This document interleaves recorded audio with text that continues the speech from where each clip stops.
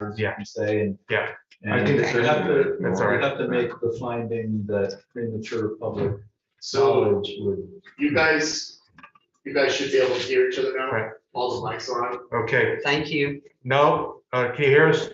Oh. No, he's saying, I can. okay. One of them can. Russell can. Oh. The one. But we can't hear Coach, it looks like. Oh, great. Yeah, he's talking, we can't hear him. Yeah, let's see, here, I'll on microphone, or He must be muted. it might want to look for his, And where do I Audio place device. They'll be able to see some of the side, that camera up there on the wall next to, right above the door. See it there?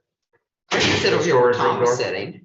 And no, he's gonna be here later though, Oh, isn't he? behind. No, there's two, but the one Yeah, over there's one right right Oh, there. that camera. Yeah. okay. probably. Coach, if you want to try, if you scroll your mouse over this window, there should be a little microphone icon that pops up, and you might have to choose a different audio input. The headset might be going through some sort of USB device or something instead of the default one.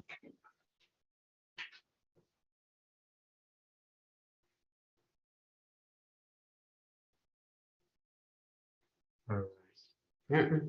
We're Still gonna not have to hearing chase you. you out of here too. Yes, Yeah, as soon as he, I just want to make sure that Right, you're I able to hear understand, I each just wanna other. make sure. We've probably done this enough and you know it better than we do. This is a little bit of a new interesting development, is trying to get the executive session working without sending it out to the Right. public. And it bounced me, so. When the executive session's over though, you can close this out and then do it through Zoom, like restart your meeting through Zoom. No, you can just keep the Zoom meeting going. But then what are the people in the audience that see? Right now, people in the audience aren't going to see But anything. once the executive session's over, Yeah. are these guys gonna log on to Zoom? Yes, So they're gonna log off this and come on Zoom. yes. Okay. Let's see. Um, Hava, are we able to hear you? Can you hear me? Yes, okay, so we're just having trouble with Coach's audio. And unfortunately, the communication is difficult because we can't hear you. Okay. I'm back There here. might be a chat function, so we can at least see what you're experiencing. Let's see, type of message. So this is, Don't end it, keep it straight. right, but how do you, because this is going out to, Yes, but when we can OBS, we switch to that executive session slide, that cuts all the audio and everything. so what do you do that? Well, they haven't, has there been a movement for executive session? Not Not yet. yet, because we haven't been able to call the meeting to order because we can't reach the chairman. Yeah, so let's wait until. Could I? Get the mouse real quick. Let's see. You want to come on?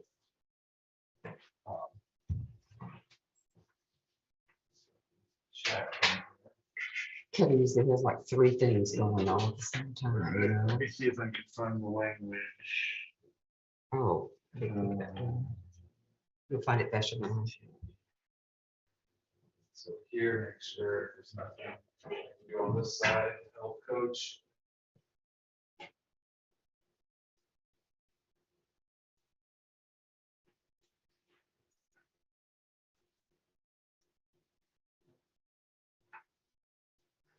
I'm gonna leave my mask off All right. during executive session anyway.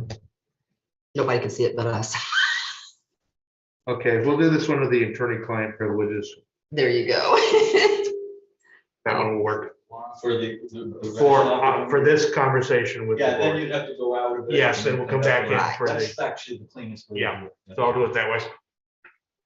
Yeah, and you still need to make the finding. Yeah, I know. We do the finding that it's necessary that we call the executive session. Not for every executive session. There are several grounds of executive session that you don't need to make that finding for. Let's see, so But Coach, we've lost your discussing video students- too now. Yeah. students And so on, but Okay, there's your video. So your video's working. Personnel one, you have to- Next to the microphone, you maybe you've done this a million times, but it's all I can think to tell you.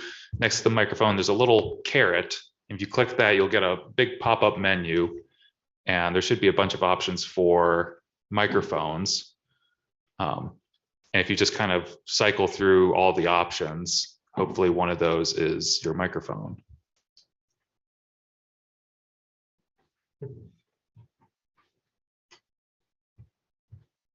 Why am I seeing? This program comes up with just a random string of words for its room. So that's what it's just a randomly generated string of words. The random generated string is imaginary ankles exaggerate yearly. Oh, okay. So that's which room we're in. Yeah. Nice. Let's see. We're not having much luck with Coach. Just like the beginning lines of anything goes. And there's not a lot I can do from this side. When stocking was something. Let's shocking, see. but now anything that heaven knows, anything goes. I could try setting up a Google Meet and moving everyone over there, but I don't want to keep migrating everyone. So this is higher up. I'm not sure if anyone else has a suggestion about how you'd like to proceed. I did reply one to her. I'm not seeing anything. From the school board. Because if we can't hear Coach, then we've got a problem.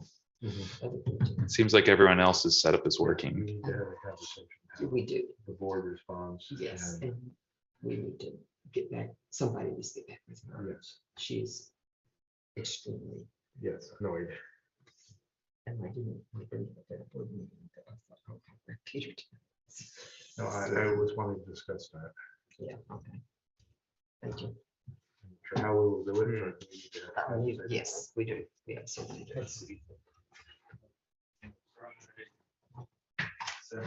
Different links, see if we can at least get audio. Oh, I got an idea. Oh, Let's see, at least to test things out. Okay, Coach. So there is the Zoom link for today. If you could log into that, then we could at least see if this is a problem with Jitsi or if there's a problem with your mic. If your mic's not working in Zoom, then we know something is up on your end. So if you have the Zoom link for today, it's on the agenda. Try and sign into that just like you normally would, and then we'll see if we can hear you. That is my daughter. outstanding. You know, they wanted to put somebody with intelligence on the board. My family, so.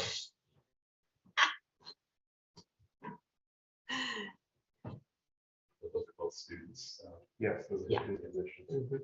One's a senior and one's a junior. Okay. So as the senior graduates here in a couple of weeks, not far off, Mhm. then we'll replace her with another one. So we always have one that's got longevity on the board for at least the, yeah, yeah. Try to make it, At least that's the Mitchell's. hope. Yeah.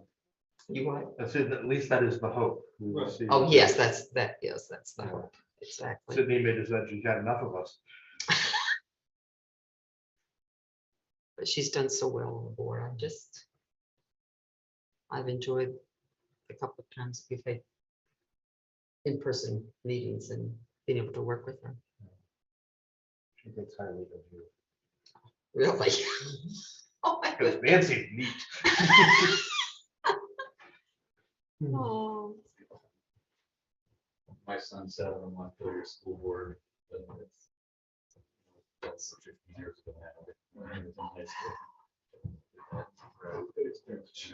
Right. I'll coach out.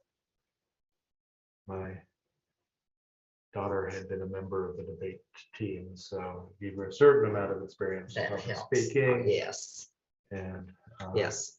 she is opinionated and not afraid to share those opinions. It was my granddaughter, was she? But she didn't do it quite as diplomatically as your daughter did. My granddaughter served on it a couple of years ago, so. Let's see. So Coach, I put a link to the Zoom meeting for today as well in the chat, if you can find the on chat. second dig, she found 3 bones, and she said. Because we just want to try getting you into the Zoom real quick to see if Those bones we have can hear from my you. number on them, and those bones will have my number on them forever. She's studying archaeology over in the UK, and she called me in the middle of the night. Grandma, guess what? I found 3 bones. I said, okay.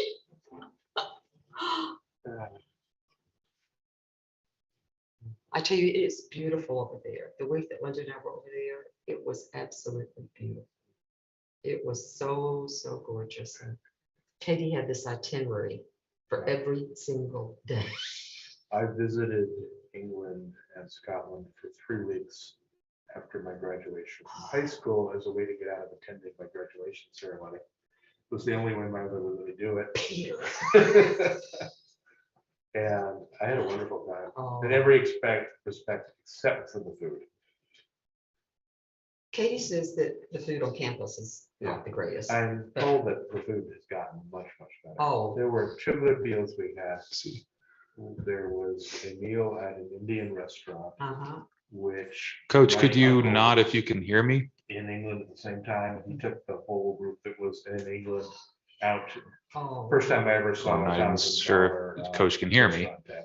So me telling him to get to the Zoom link may not be incredibly helpful. If somebody has Coach's maybe phone number or something, give him a call and try to get him into this Zoom room. So you can tell that was. Oh, maybe. Okay. I think someone is on the phone with him. Oh, And should say Tom. Huh? Tom's on the phone with me. and Great. Yeah. Hello, Coach. So I'm trying to get you, have you been able to hear me at all? Yeah, the food was good. Because we weren't eating Okay. on campus, but it was excellent. Yeah. It was really excellent. and then we went to a small village Yeah. called Oban, which is mostly known to the world because it's actually also the name of a very famous single malt whiskey. And the fishing food there. So if you go through that little And they menu had next to the fish and microphone, chips with the fish just caught. Oh, my you see goodness. the, you know, if you Done have in your the mouse traditional mouse paper and over everything. the jitsi way, Yeah. there's That a was little mouse good. icon on the screen. I had Yes. fish and chips every day for a week. Linda ordered fish and chips one day that we were there, but I didn't. I was experimenting with some of the other things that they had that just sounded good. Beautiful little tiny village wrapped around a beautiful little harbor and The town of York used to have a fortress, way back. And so they still, most of the wall around the town is still up. So Yeah. so you could walk on top of it and go all the way around the town. We got some beautiful views from that too. And the chapels and the buildings were just. Right. I told Katie, I said, I'm so envious of where you're going to school, and her classes are in century-old buildings. we went to Canterbury to see the Canterbury Oh, Cathedral did you? from Chaucer and so Yes. forth. And they have down in the basement a big tapestry with the martyrdom of Thomas Becket. Oh, my goodness. And one of the figures on the wall, the one cutting off the top of his head, is one of my ancestors. I mentioned this to the Nice. docent. I mentioned that to the docent, and she was not amused. Oh, my goodness. Mm. Oh, Kevin has to be so frustrated by now. We're trying a few, we're trying the settings in this. It's looking at.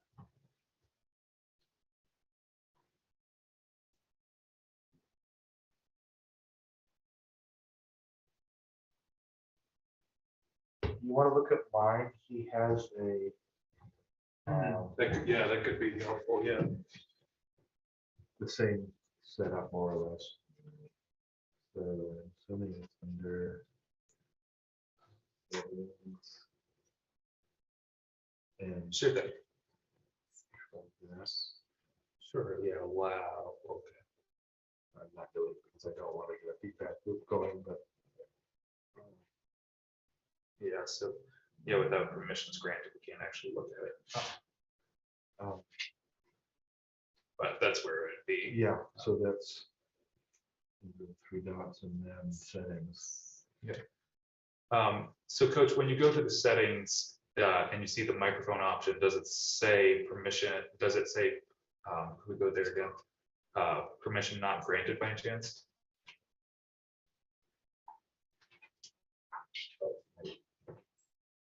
I think he walked away for a second. Jacob, Yes, why don't we just run the whole thing through Zoom, but not run it through YouTube? because people, the public can just log into the Zoom. It's a publicly published Zoom link. Can we make it a public or was it made to it?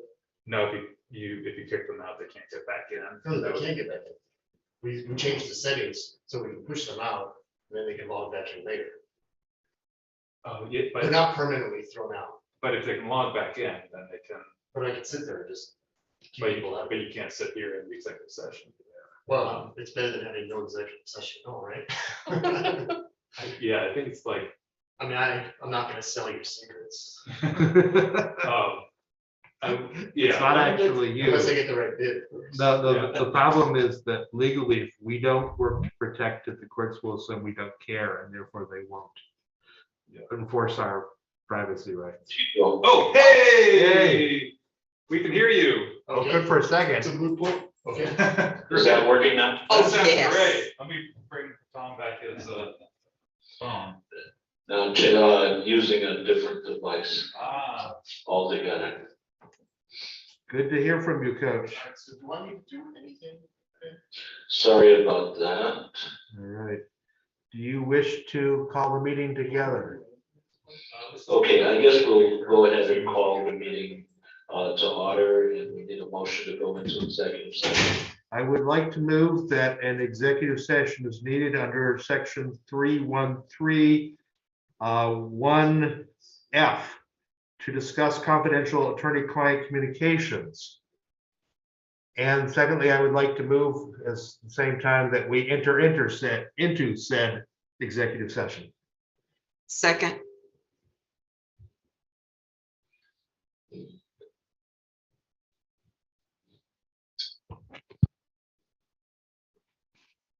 We're gonna have a vote on that?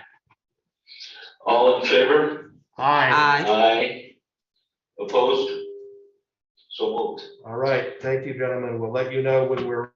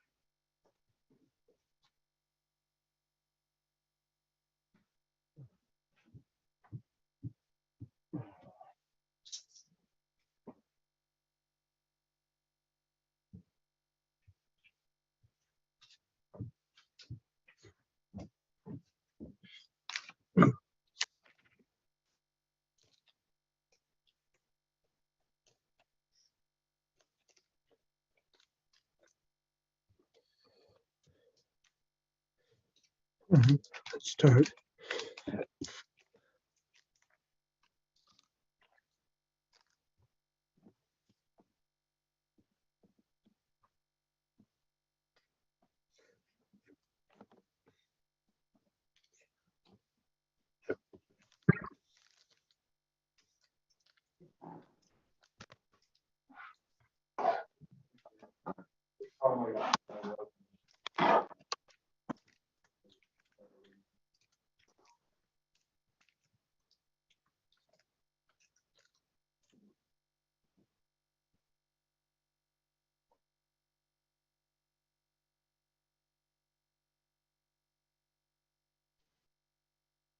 How you doing? How's it going, Roy?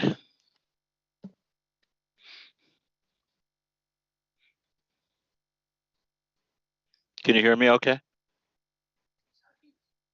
Okay, great. Yeah, I saw the thumbs up.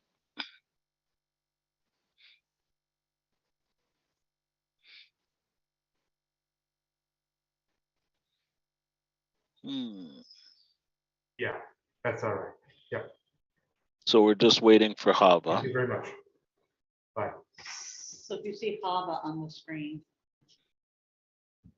she should be promoted to panelist. If you So see a Hava. Olivia should be joining us. Checking.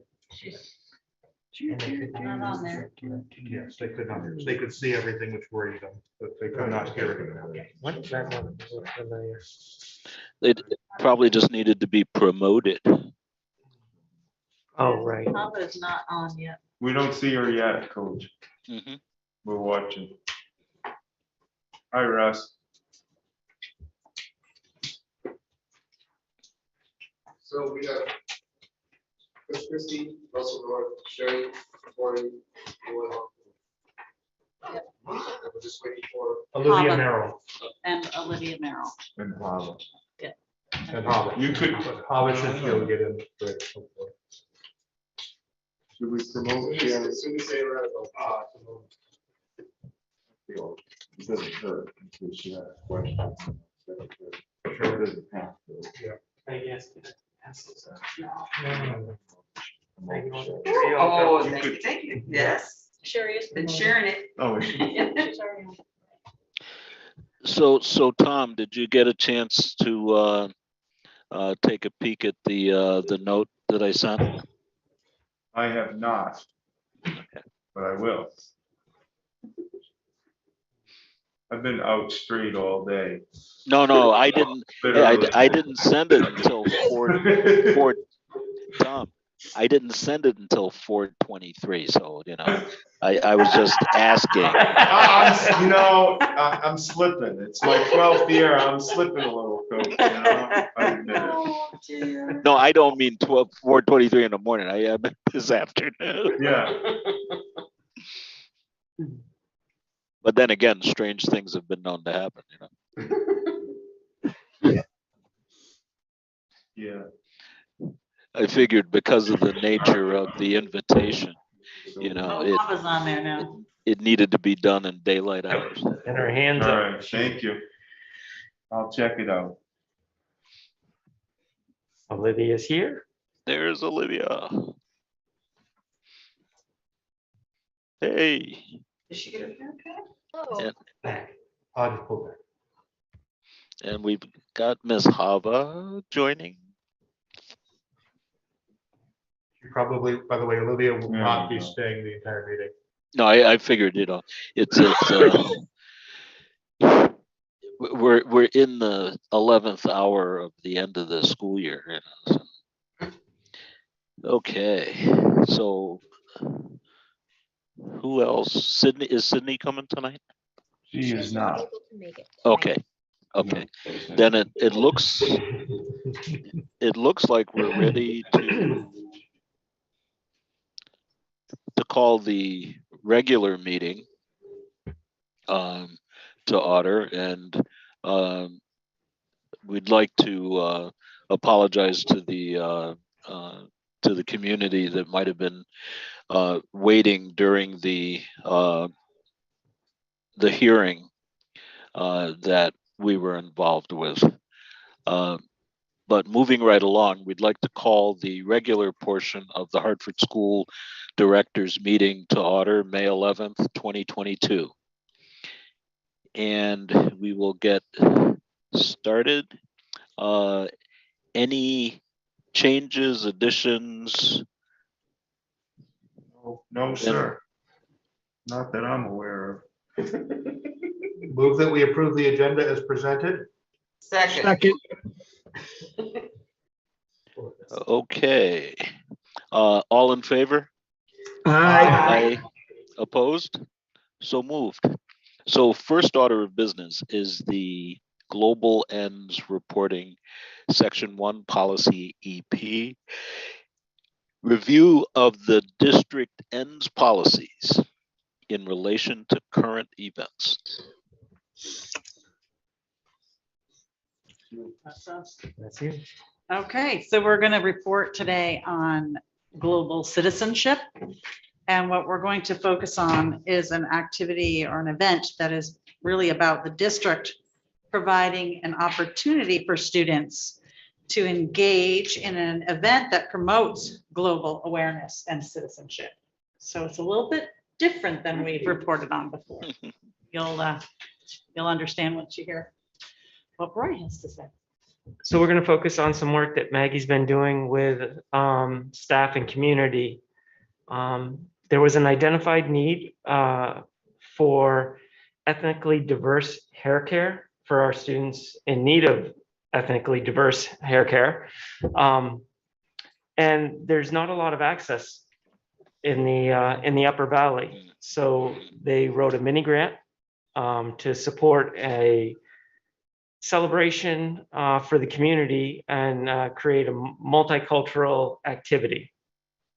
The grant is going to support stylists with expertise in this area, create a multicultural activity. The two places are the grant is going to support stylists with expertise in this area, create a multicultural activity. And the days going to be grant is going to support stylists with expertise in this area, create a multicultural activity. Celebration, but and the days going to be grant is going to support stylists with expertise, providing an opportunity for some students who maybe haven't had that opportunity available to them.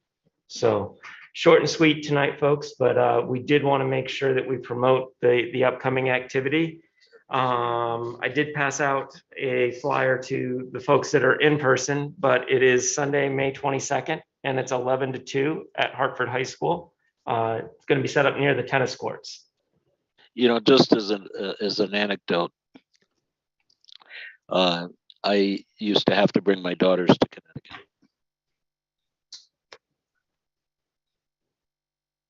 Coach, I think you muted yourself. You build that conversation. Just say just as an anecdote, and then we lost you. Oh, okay.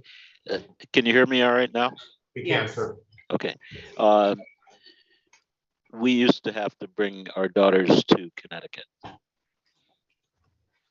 for hair care. I used to have to go to Boston. We used to have to bring our daughters to Connecticut. So you know, for hair care, there clearly is a need I used to have to for. go to Boston. We used to have to bring our daughters to Connecticut. So, you know, for hair, there clearly is a Thanks, folks. Quick question. Is that Sure. okay? Yes, Okay. yes. Thank you, Coach.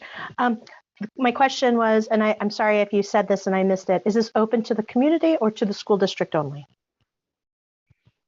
That's a great question. I believe it's open to the community. I know that the food vendors and the music it's going to be out on an open campus on the weekend. Oh, we have one of the members of the committee actually here. So Joe Major says yes to all. It's going to That be would out be on an open fabulous campus. if we could get on the an weekend. electronic Oh, version we of have the one of the flyer. members I'd of the be committee happy actually to here. share So it with. Joe Major says with, yes to all. That would be fabulous if we could get on the an weekend. electronic That's version of the one of the flyer. members of I'd the be committee happy actually to here. share So it. I did get it. Joe I'm Major sorry. says With, yes to all. Yeah, that would be fabulous if We can only handle some. Right. Yeah, that's predetermined and it's full. From my the impression I got, Joe, is that accurate? Yes, accurate. And also there is a flyer on the school board website. Oh, it's up there already. Great. Yep. Excellent. Thanks for asking, Hava. Cool. So, next order of business is communication and support to the board. And that, the first part is the student report. Miss Olivia. Thank you. Mr. Hathorn, can you pull that up? I am on it, Olivia. Give me 1 Fantastic, second. thank you. I've got a little bit of a lengthier student report. This is a pretty busy time of the year. A lot is happening. And so I'm glad that I can give you this little preview into everything that's going on in the students' world. Olivia, you're a little faint for some reason. I don't know if something's blocking your mic or if it's something on our end. Can you hear me better now? Yes. Okay, fantastic. So recently, last Friday, in student life, there was a walkout on Friday the 6th, and this was to protest in favor of reproductive rights. There were a lot of students who chose to participate in this, and they all gathered out on the main high school lawn to protest. And this was like a peaceful way of students being able to express their opinions. And it was a very peaceful walkout with the intent to cause like minimal disturbances to anything going on inside the building. This time of year, a lot is happening academics wise. We have AP exams that are wrapping up. This year, the AP exams that were being offered were chemistry, English and composition, biology, calculus, and Spanish. But we are also starting to prepare for finals this time of the year, as well as the senior student-led conferences on the transferable skill tracker tables and things like that. We also have awards nights coming up of various kinds, whether it is the June 5th senior honors night or the spring concert and awards night happening on May 17th. And in other music news, at the district festival, Hartford High School students are making up the majority of the performers. We are sending 27 people this year to the music festival, and 10 Hartford kids are presenting and performing in the choir, and 17 are in the band. Also, too, Hartford was represented at the All States Orchestra by Parrish Geller-Pact, who was first trombone, and Parrish is the only Hartford student who was there this year. So very, very exciting.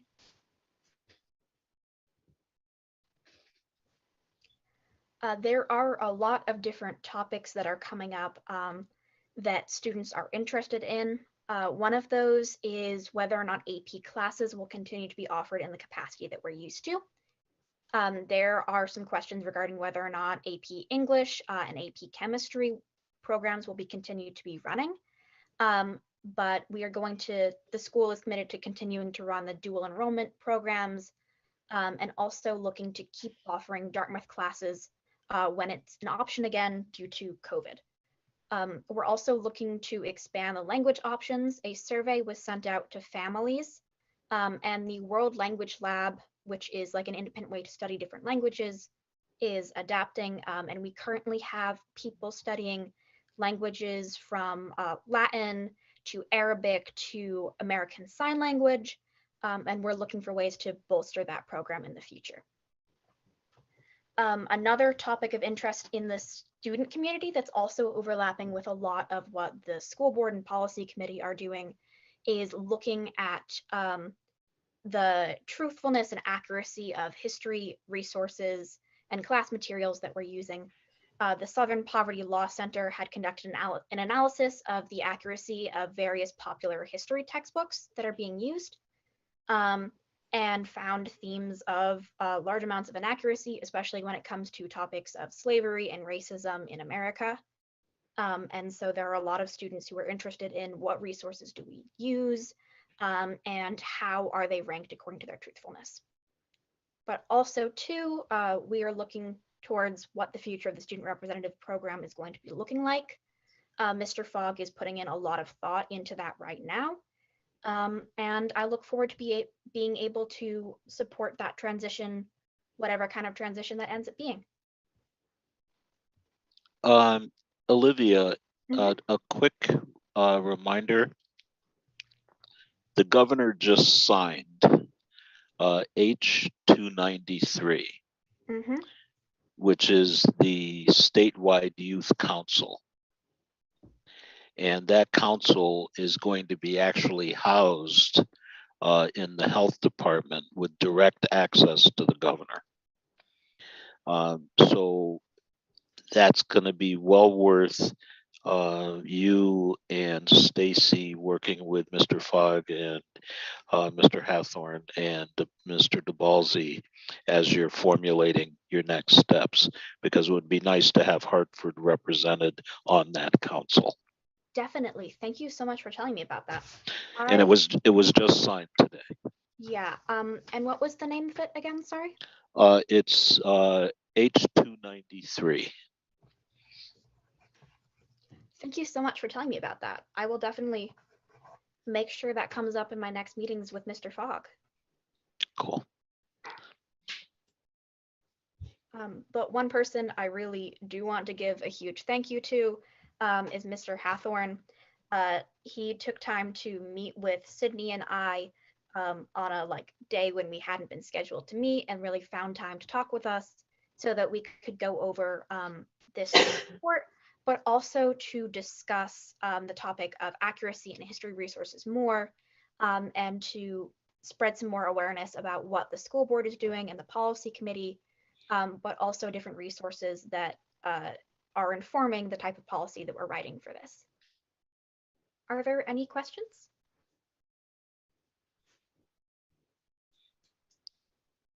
Well done. Thank I you. can't wait to hear about the future of student representatives. Yeah, I'm really excited for what the future holds. Yeah. Yeah, it's the student voice is powerful.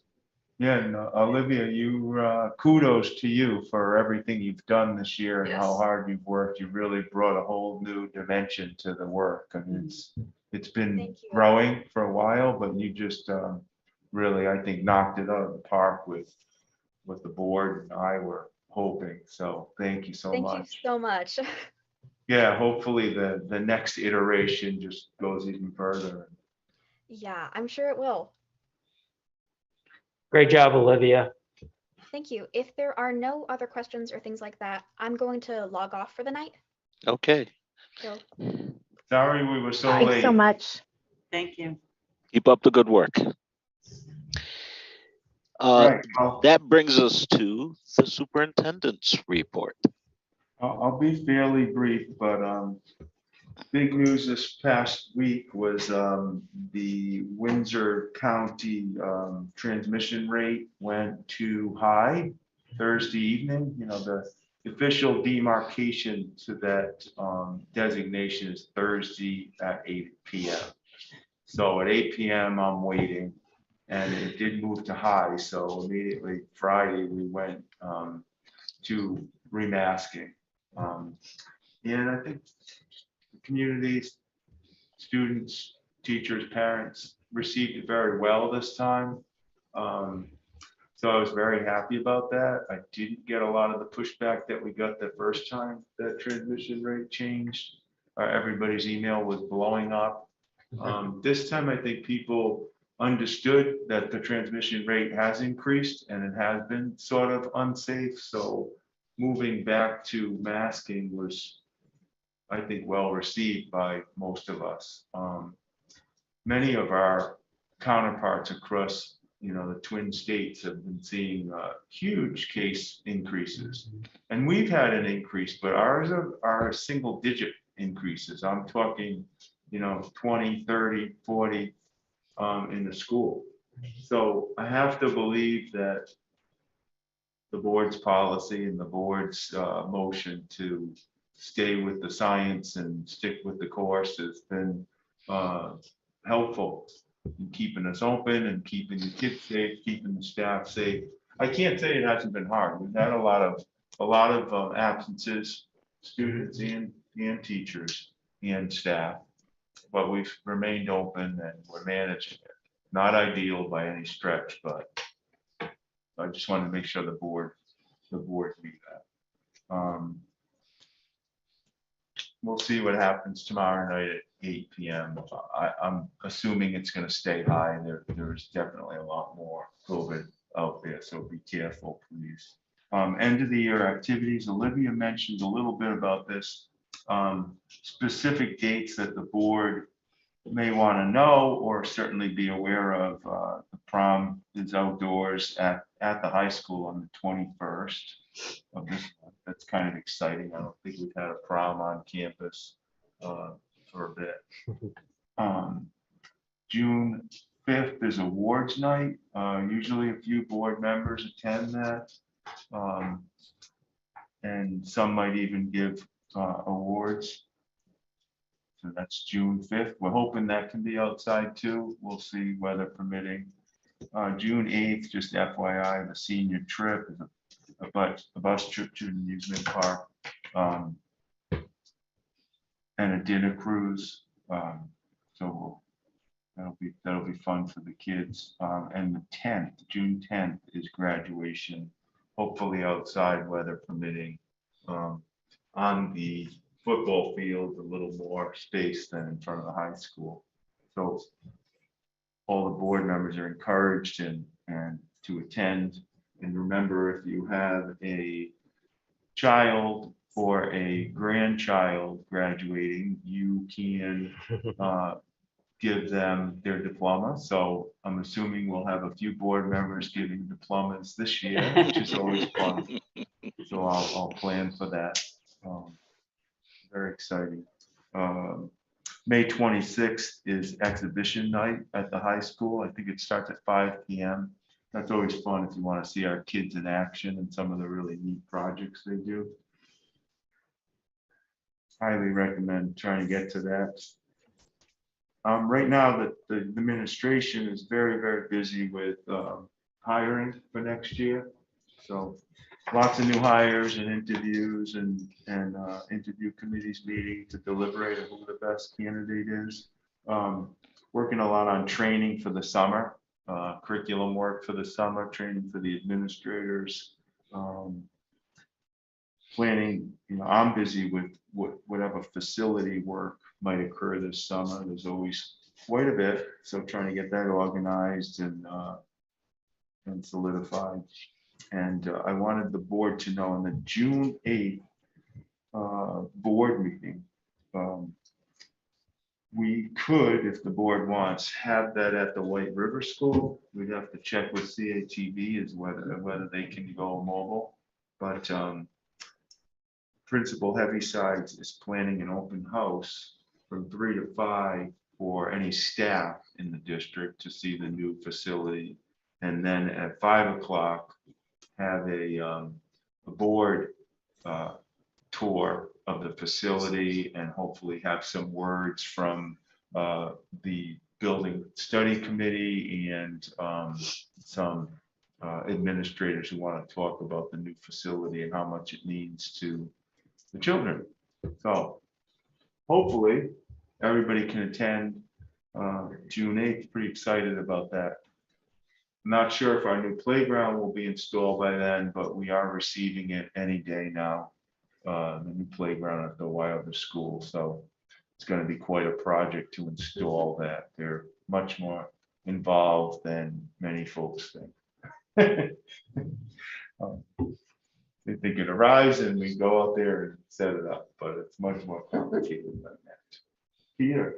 With respect to COVID, I was wondering, I made the suggestion before, it would be possible to put the statistics for COVID infection announcements for the district up on our website. You So did people mention can that. actually Yes. see how it's changing over time Yeah. and how it's been affecting the different schools and the district as a whole. I Yeah. think that might help. You did Structure mention the that it is a conversation. terrific idea, and I was remiss in not getting that together, but sort of a You're busy. score sheet. Well, we wanted to do like a score sheet or a tally sheet of, you know, schools and cases and dates and just keep sort of a running record. So, yeah, maybe I'll enlist my much more competent colleagues to my right to help. You can also We have a note. later. They already noted just how good they are to me. I don't know why, but Thank you very much. middle school graduation, 8th grade graduation? middle school graduation is usually the day before the end of school. So what I don't know, haven't had that date exactly yet. I would assume it will be, see, the last student year, the day this year is the 8th. Right, So I'm assuming it's the 7th, but I will get back to you with that. thank you, Yeah. thank you. In fact, I could probably text the principal and she'll respond. Roy will do that while we're talking. Thank you. All right, and that's my report for tonight. Thank you. Thank you. That brings us to governance process. The discussion of COVID protocols dash the vaccine mandate. Well, I wanted this on the agenda to get the board thinking about next year in the district. And up to this point, we've covered all the COVID protocols and procedures within a memorandum of understanding with the union, the teachers union. I'm not sure if that will occur or not for next year, but the board, I need some direction as to whether the board wants to support or at least investigate whether or not to have a vaccination mandate. So new employees right now, we're a little confused as to whether we're saying you do need to vaccinate before you start in August or not. It's not a bit as big an issue as it was when we started down the road of the vaccination mandate, but it certainly still is an issue. And I just need the board to give me some guidance or ask me to research or something or point me in a direction. And I will be happy to proceed. Cool. Yes, Hava. Are you taking questions about that now? Sure. I would be interested in knowing what we require for vaccinations already for our employees, for our staff. I assume tuberculosis and all those other measles, mumps, rubella, all those other good ones. I would just be curious when we're talking about vaccines to just see the whole list of what we require both students and staff to have before they attend our schools. Okay. We'll gather that. Easy enough. Cool. Any other thoughts? Coach, Yes, I would be supportive of continuing the existing staff mandate. The problems caused by teachers not being able to work, having to backfill them, interruptions to the academic process and so forth are so huge and detrimental to the students' learning environment that I think it justifies us asking for that again if we can. So that would be my personal, I don't know what the mind of the rest of the board is, but personally, I think that is something that we really should seriously consider.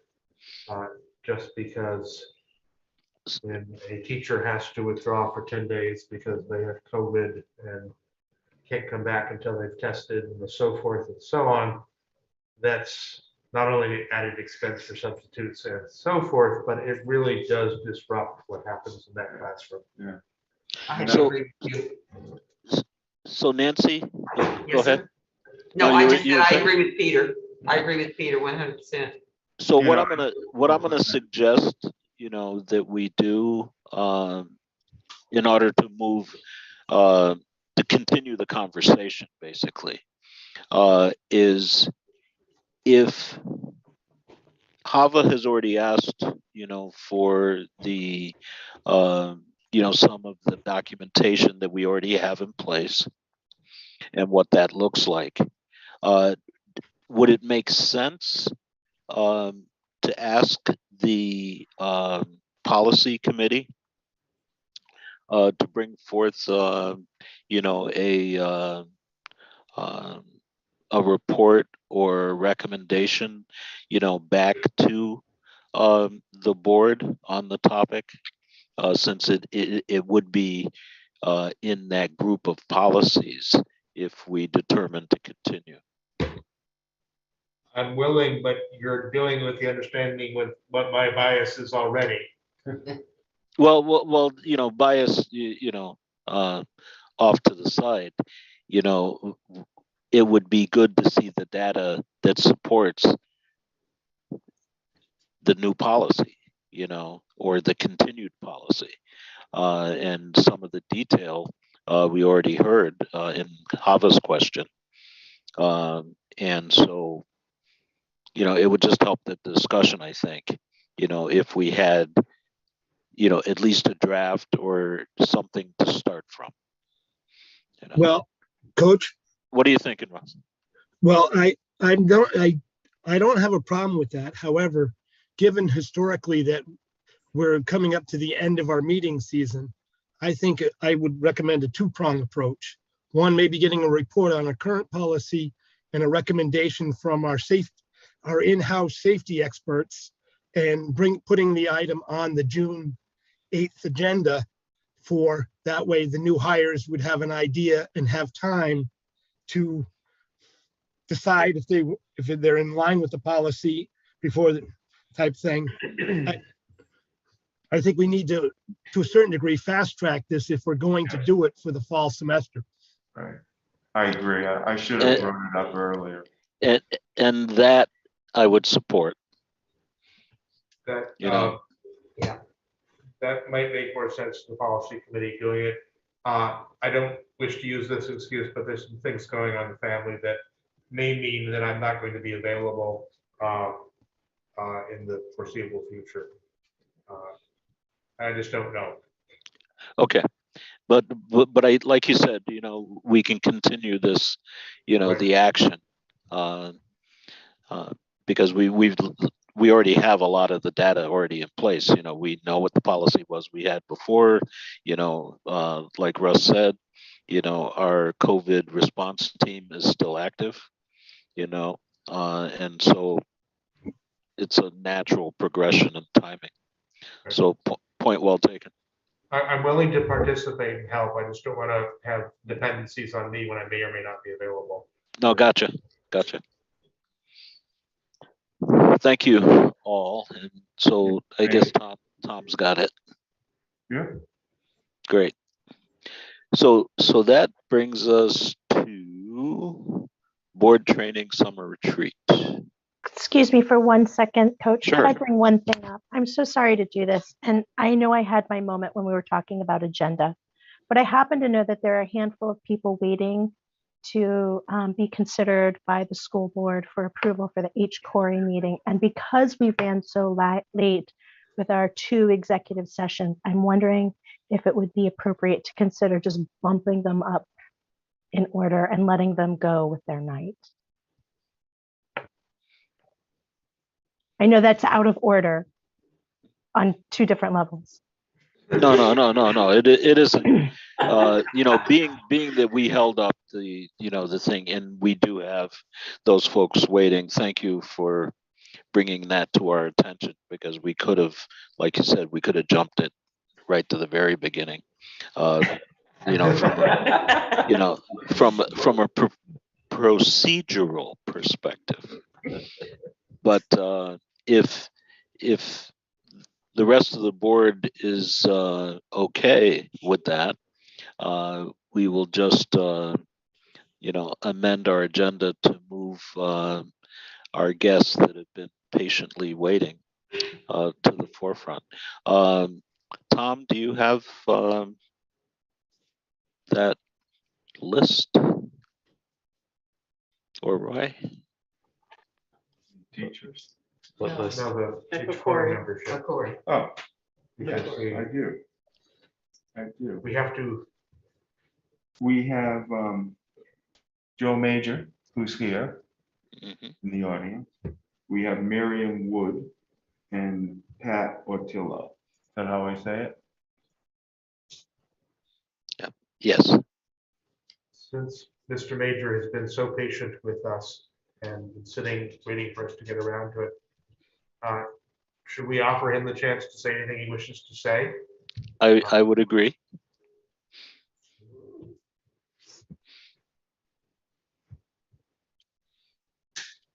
First of all, I want to thank you for considering me for this position.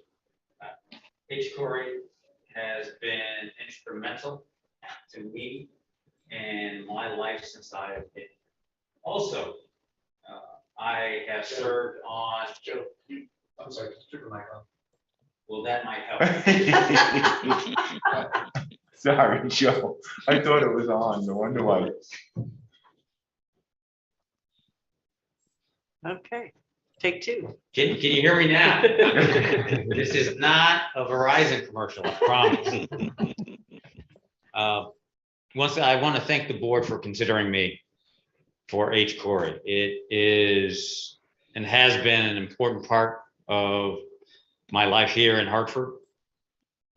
And my time on the select board accentuated that when I was the liaison and serving with Russell North as a liaison on HCOREI. And before I go any further, I've got to say, Peter, you have done a tremendous job with Olivia. And Most of the credit goes to my wife, however. I know, but I was just so impressed. We are both on the committee for the May 22nd event, and I was just so incredibly impressed by her. And you don't get enough credit for that, and so I wanted to say that before I went any further. As far as HCOREI, I was on, like I said, was the liaison when I was on the select board. But one of the things that we kind of dropped the ball on is to be a bit of a conduit for the select board and the school board. And I say that because that has been a problem within this town. And we can bridge some of that gap because we have liaisons from both the select board and the school board. Also, I'm excited that we can support Maggie Ibrahim and her efforts with the school board. So hopefully you'll consider appointing me to that. And I also want to take a brief moment. This process is evidence on how much a little bit of a disconnect we have with the select board and the school board. And we have to do a better job, and hopefully by me being on this committee, we can do that. So thank you very much, and hopefully you'll put me on. Thank you. Thanks, Joe. Thanks, Joe. Thanks, Joe. Are the other members who? They are online. They have joined us online. If we could put them in. Pat or Tillo. Pat Attillo Mhm. and Miriam Wood. Mhm. Yeah.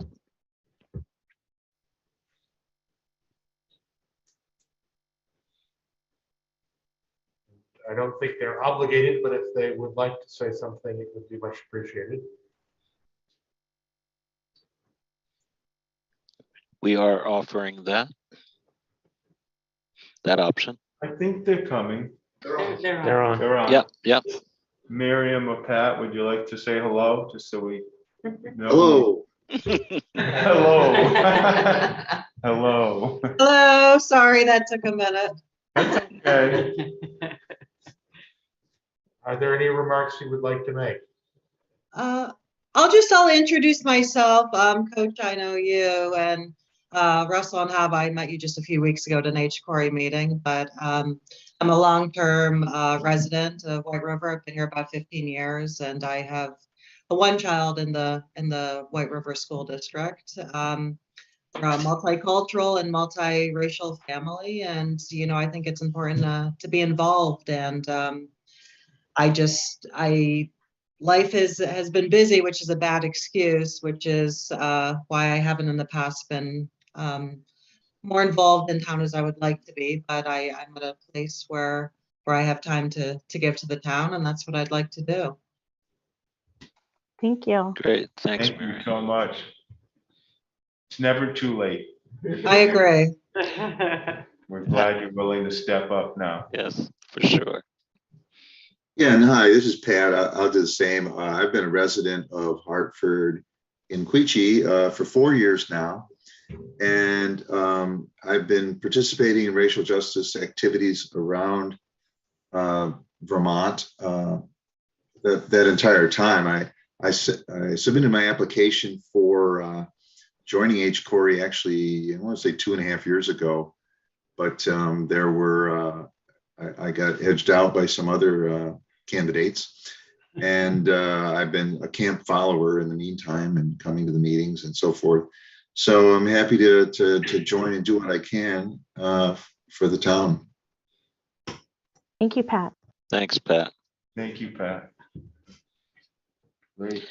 Geez, we've got a rock star group, guys. The rest of the board, and the thing Sorry. is, I know you all, and it's humbling to have you join.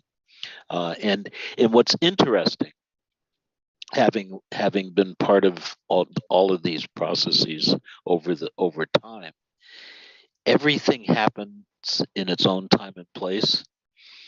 So Miriam having the opportunity now, and Pat being tenacious, and then Joe just saying, man, if it wasn't for that connection, it's been that important to him. So I think this coming together could be that next step for us collectively as a town, because regardless of our shortcomings in communications and all of this stuff or what have you, sometimes it just takes the right time and place, and hopefully this is it. So I really thank you guys for stepping up, to help us out. I'm so sorry you had to wait so long too. We had one of those hard to predict events where the board was deliberating and it just took longer than expected. That happens. So sorry you were hanging on in the audience, waiting, wondering. No worries. We Not a appreciate problem. your patience. Thank you. No worries. Not a problem, though. Russ, any thoughts? You've been our liaison as well, and Nancy and Ava. And now I think we have 3 very qualified and enthusiastic members to be voted on. And as you said, with very strong candidates. Agreed. Coach and I have been working on this for a long time, and I think, and Peter and Nancy, but so nice to see HCOREI evolve and just get to this point where it just keeps sort of getting better and better and stronger. So very exciting. Yeah. I remember when we were writing the bylaws. Yeah, oh, really? Across the hall, I remember that very well. How many representatives and who was doing what and how it was gonna work, and here we are several years later. Very strong, great organization. Yeah. So It's all good. I'd like to make a motion. I'd like to make a motion that the school board would ratify HCOREI nominees, all 3, being Pat, Miriam, and Joe, to the appointment of the HCOREI commission. I'll second. So we have a motion and a second. Is there any further discussion? Hearing none. All in favor? Aye. Aye. Opposed? So moved. With enthusiasm. Thank you. Yeah, congratulations. very and much. Thank you. Thank you. Have a nice night. Let us know if you need anything, or let me know if you need anything at all that I So- like to know. So Pat and Miriam, are you guys on the listserv already, or on that HCOREI group? Yes. I don't yeah. think I officially am. Okay. Miriam, if you could send me just a quick email to Okay. any of my email addresses, I'll forward to you what we sent out, which is an invitation from our community engagement committee for our training, because we'll be doing a training on the 24th on diversity, equity, and inclusion. Our board's been doing that as we've been going along. And there's some good links, because that'll give you links to the district's policy on racism, and the link to the district's equity and inclusion page, which has just been growing so well. I'm really proud of the work that Maggie and Tom and Roy and HCOREI have been doing. There's a wealth of resources on that page. So if you get a chance. I will look at that, and as soon as I get off, I'll just shoot you an email soon. Great. Coach, Mr. Major has a comment he'd like to make. Yes. I also talked about the conduit between the select board and the school board, and I think it's important and vital that on the 24th that the select board come as well. So I will personally invite the select board, if I have to do that individually, to come to Joe. On the 24th. I think the last time that members of the select board came to that type of meeting, it was incredibly informative, and it moved the select board forward. One of the things that we have to do is begin to, on the town side, begin to implement the strategic plan. The school board has done a tremendous job at moving that forward. Town, not so much. And so we need to make sure that the town catches up to that. So thank you very much. Thank you for voting for me, Miriam and Pat, and have a tremendous night. Before you take off, Coach and I have invited the select board, so we've got it covered, and Coach is working on that. If I can, give them a kick in the pants a little bit, There you go. I will absolutely do that. So. Well, Joe, take a look. Yes, sir. Take a look at the invitation, because you got a copy of it. Yeah. And it actually has the hyperlinks to the strategic plan, which I suggested. I did see that. That we all kind of take a look at, because when I reread it myself, I'm going, okay, we still got some stuff to to work on, and it's good to do that. That self-reflection is important, I think. Absolutely. I talked to Mary Gannon earlier today, and some of the things we need to update and also continue to look at. And I think that's important as well. Great, great. Okay. Cool. All right. Thank you. Thanks so much. Have a great night. Thanks, Thank Pat. you. Thank you, guys. Miriam, great to see you. You too. Bye. And Coach, if I could add that I believe we have one more member of HCOREI who is in online with us this evening, John Hall, and I suspect that he is here to answer any questions maybe or to talk about the community safety assessment. Okay, when we get to that point, which is coming up pretty quick, because because that's in those updates and reports, and it's the first one. Great. So thanks for coming, John. So board training and summer retreat, Tom?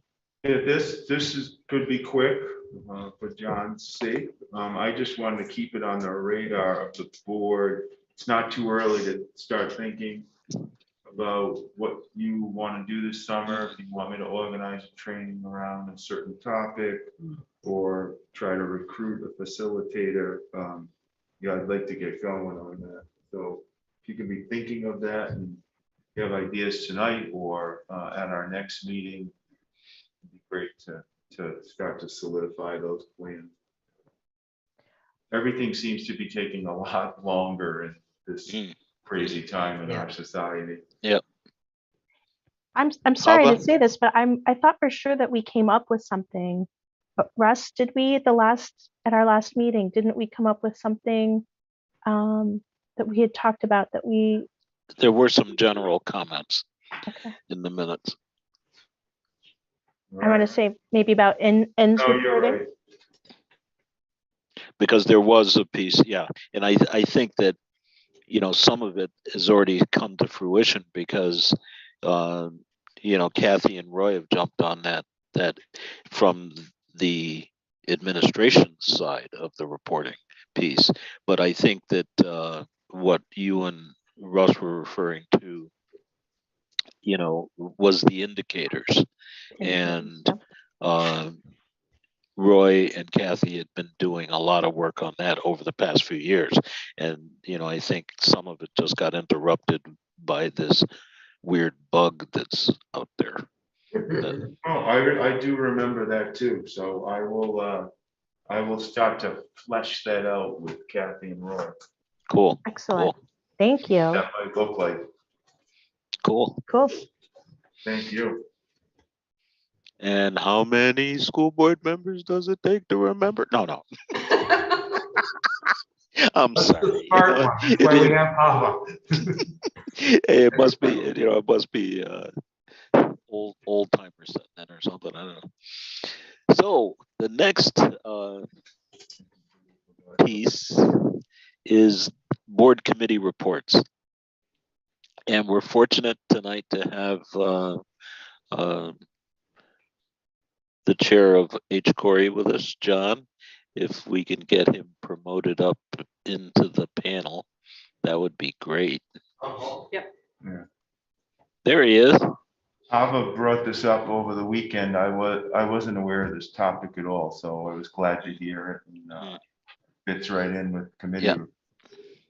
Yeah, and the timing is good too. So John, hello. If I can give just a quick context to set this up, on our community engagement meeting that Russ and Hava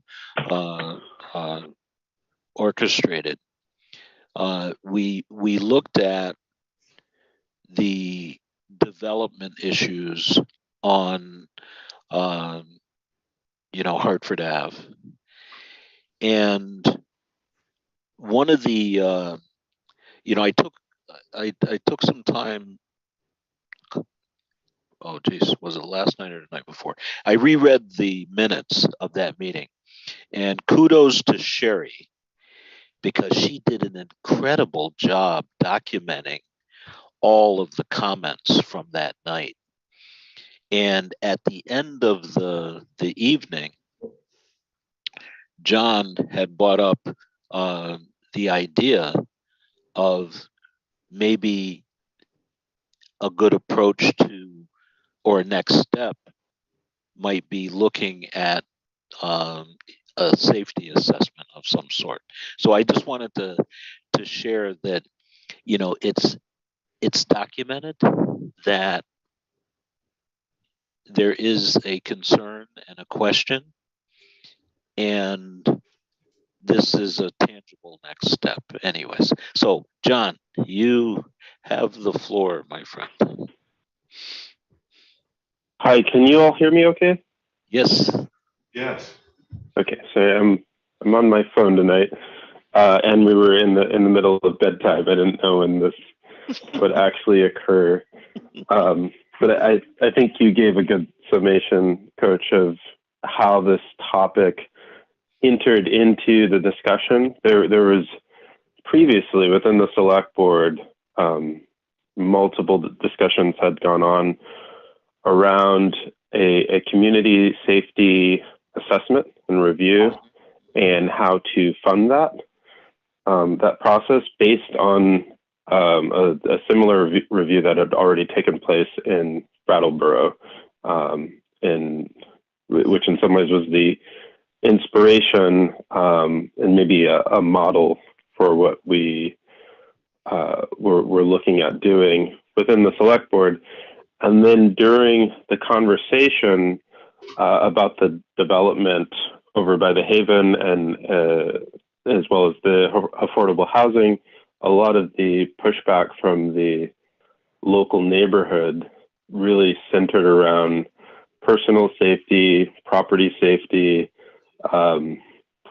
potentially questions about safety of the kids going to the high school and the middle school that are, you know, adjacent to those developments.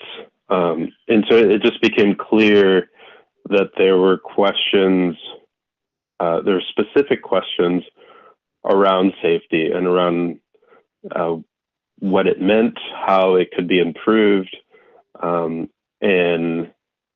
even, you know, can the school district play a role in that process of just assessing where we're at?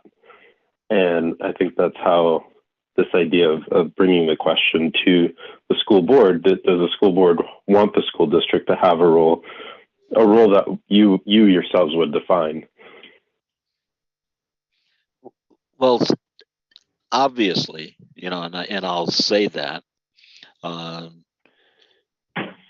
we have a standing administrative committee under Tom's guidance since Sandy Hook that came into being. And I remember that night in January when Tom and I were standing in his office and said, we've just got to do better around how we look at school safety. And that's where we started that discussion several years ago. And he has done an incredible job keeping that entity alive. And, you know, without, you know, this is clearly just a, you know, giving a historical perspective on where we are as the district. I think we can build on that because everything can always get better. So that being said, thoughts from other board members, you know, regarding our, you know, our next steps, rather than me taking up too much of the bandwidth. Coach? Peter. The safety of our students is always a concern, to the point that it really doesn't need to be stated. That said, this is coming up in the larger context of what has been proposed around the Haven and St. Paul's Church. And that makes me a little uneasy because the jurisdiction of the school district is quite limited with respect to most of the issues raised around that particular set of projects.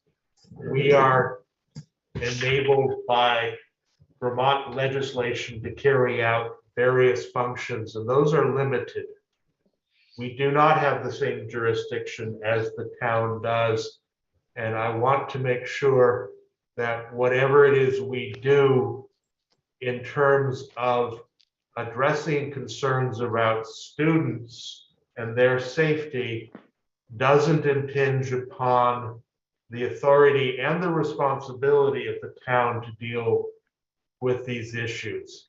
They are the ones who have the planning commission, they are the ones with the zoning commission, etc. They are the ones who are statutorily responsible for these issues. And we need to make sure, to quote the line from Ghostbusters, the streams don't cross. You know, we could end up with a lot of melted cream, but I see Russ is. Yeah, respecting Peter's comment. However, we do have we have a primary concern about student safety. And I think we need to be a vocal voice if we think there is a issue with student safety regarding this project. I'm not saying the board has any position yet, but I think we need to carefully consider it and what could be done. So that should be our only consideration on any of these development projects, but it is a serious consideration. Hava? I think it is. I think it is incumbent upon us to make sure that our students are safe, not just when they are on campus, but coming to and from our campus. And I think that, as a nod to what Peter just said about not crossing the streams, I think it would be really important to be able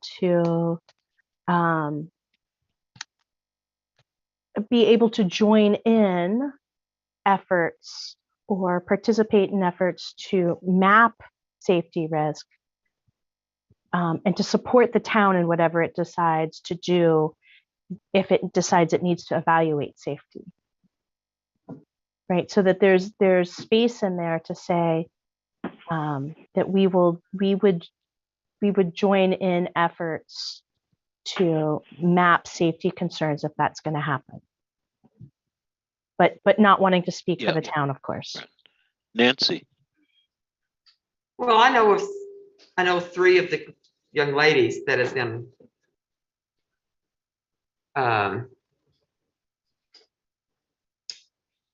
approached as they're walking home from our schools. And I know the parents of these 3 young ladies, and thank God none of them are my grandchildren, but they still are, the kids are coming out of our schools, and it's been very difficult for them. Because my grandchildren live in that community, though, I do have a lot of different concerns. And I do think that part of, by statute, that we have to maintain safety for our kids. And as Hava says, I think that part of that is getting them to and from school safely too. I'm not sure, as Peter says, I'm not sure what we can do legally, but I certainly, as I have voiced my opinions to numbers of other committees and things, and I have said it, I say it right up front, I am not coming from the school board on this. I'm coming from this as a concerned citizen.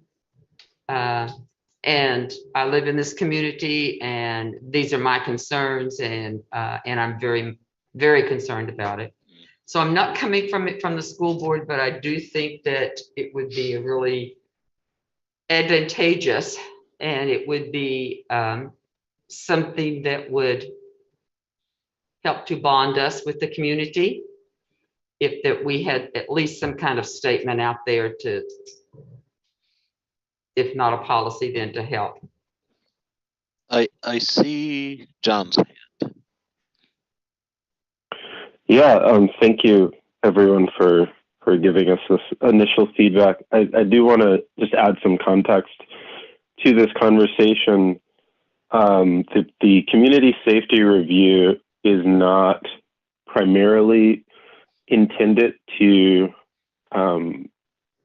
provoke any kind of administrative action or change in policy. It's really an information gathering exercise, facilitating focus groups, bringing, community thoughts and opinions, fears, hopes into like a compiled document that the community itself will be able to share at the end of it, that the school board and the select board will be able to look at. And then that the next step is, what can we do about all these concerns that we've gathered? Right. But this step is just gathering the information. I just want to be clear about that. And I was really hoping that the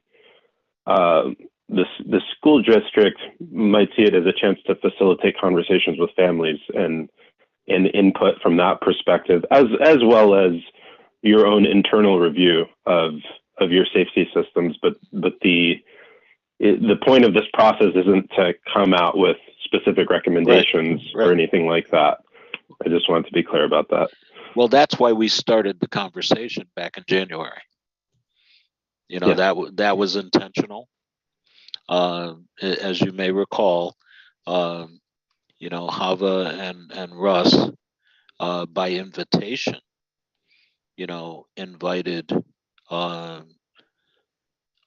neighbors from Hartford Ave along, with the developers to start that discussion. It's a question of starting, the discussion. And when I went back, and if you'd like, John, I'd be happy to send you the minutes of that meeting. When you read, the minutes, everything you talked about is the framework for it is right there. Things that Nancy mentioned, what Russ was talking about, even Peter, and Hava, those pieces, or pieces of it are there. I think in order to kind of not to move the question so much, but our discussion along a little bit, is I'd like to ask Tom a question. And this isn't necessarily in the form of a monitoring report or anything at the moment, but the question is, when you listened to the conversation that night, what thoughts came to your mind as far as the work or just the thinking or direction of the safety committee, our district's safety committee? Just as a general thought. We have not discussed this issue, but I would be interested in having that conversation. We have our last meeting the first Thursday in June. And I would love to have that conversation with them and see what thoughts there are. I think one of the things that's come to my mind from when I first heard this is in doing our work in the schools and our facility projects and construction things, a lot of times it's incumbent on the person doing the expansion or doing the construction to satisfy the community or the abutters as far as is concerns.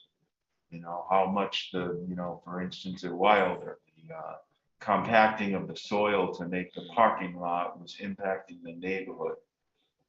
So the question was, Do we know how much? Is it damaging our homes? Is it damaging our foundations?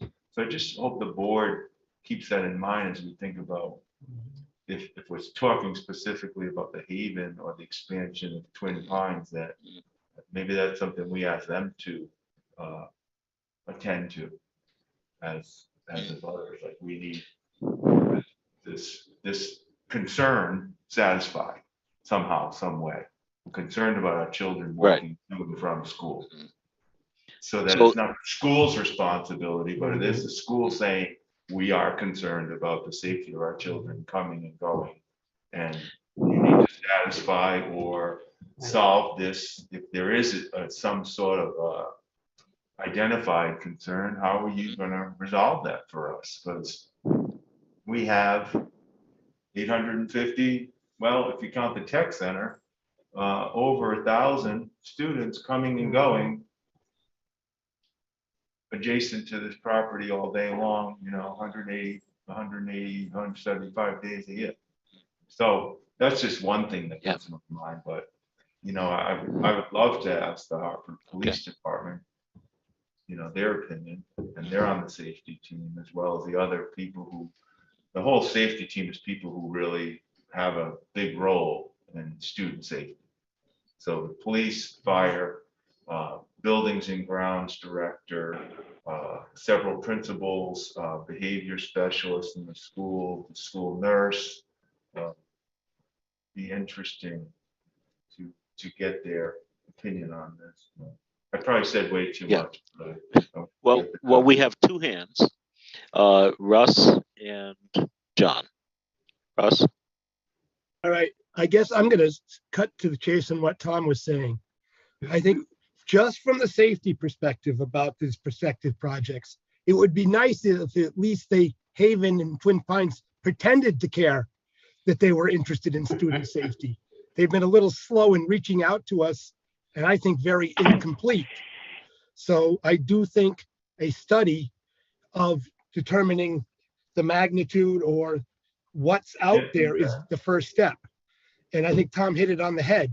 They have a responsibility to talk to us. And I don't think they fulfilled that. And I agree. And that's why when I read the minutes, and the reason I keep going back to those, it's concrete.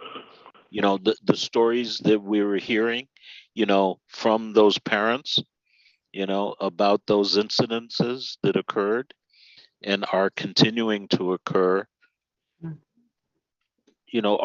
are the things that Nancy just talked about too. John.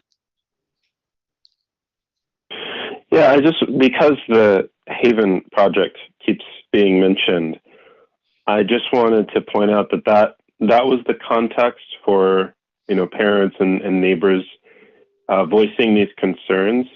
But from what I heard, and I should go back and read the minutes, but from what I remember hearing, none of the safety concerns they had were directly related to this proposed Haven project, in that if the project didn't happen at all, if it was just scrapped, all of their concerns would still be an issue. All of the prevalence and frequency of incidents would continue to increase.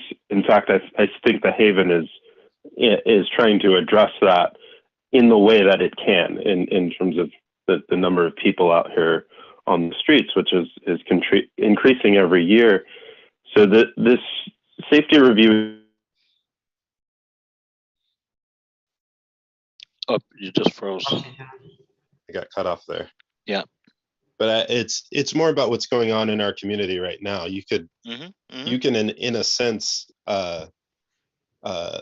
not even address the Haven project at all and have plenty to discuss in terms of different populations of people with different levels of. Whoa, now we lost them altogether. Did John get kicked out somehow? Did John get kicked out? Probably. Yeah. Well, we can. He's an attendee right now. Yeah, we can bring him back in. Hava? Yeah, we didn't kick him out. I just want to make sure. No. Must have been something with his cell signal or something. Yeah, well, that's why he was using, not the video, so to maintain a stronger signal. There he is. Okay. He's back. Okay, go ahead, Hey, John. John. When I got cut up, I wanted to make sure that we weren't limiting this No. to objections to the Haven project, because it's really No. issues that are No. ongoing and Right. unrelated to that particular project. We Yeah. have a housing crisis, and there are some knock-on effects in our Yeah. community.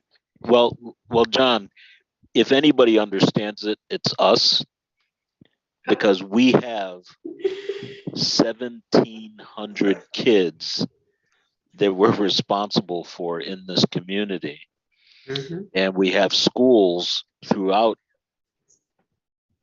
our community that we also, are responsible for. And that's where they are. And that's where they spend the bulk of their time. So we're talking about a global safety issue here, when we talk about keeping our kids, safe.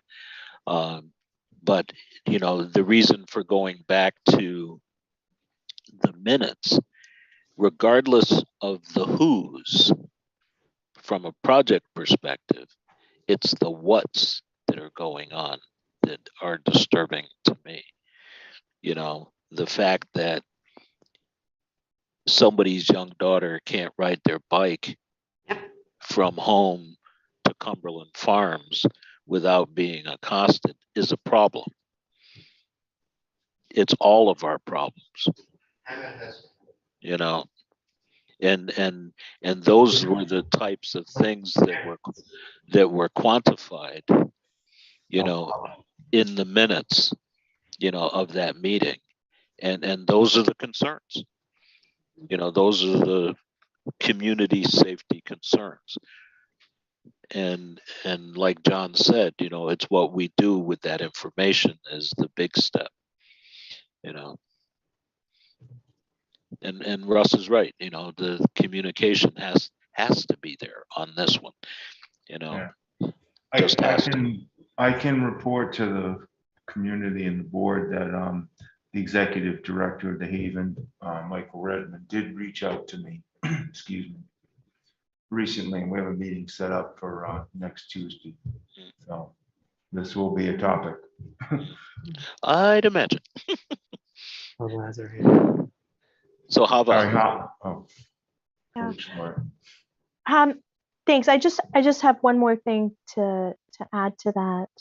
And that is, in that meeting, I had a lot of questions, basically similar to something that John had said about,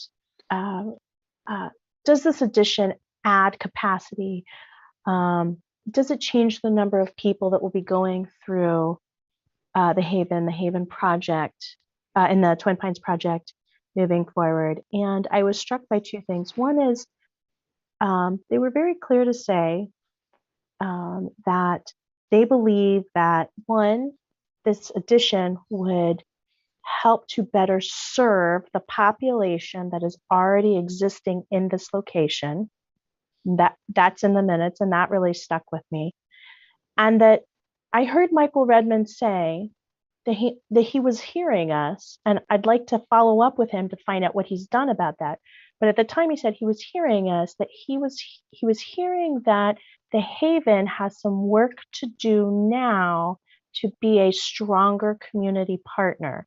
And I think that those issues, that's really the issue that is the school board or the school district issue, is how do we make sure that we have good safety in our neighborhood, aside from the project of expansion or not expansion.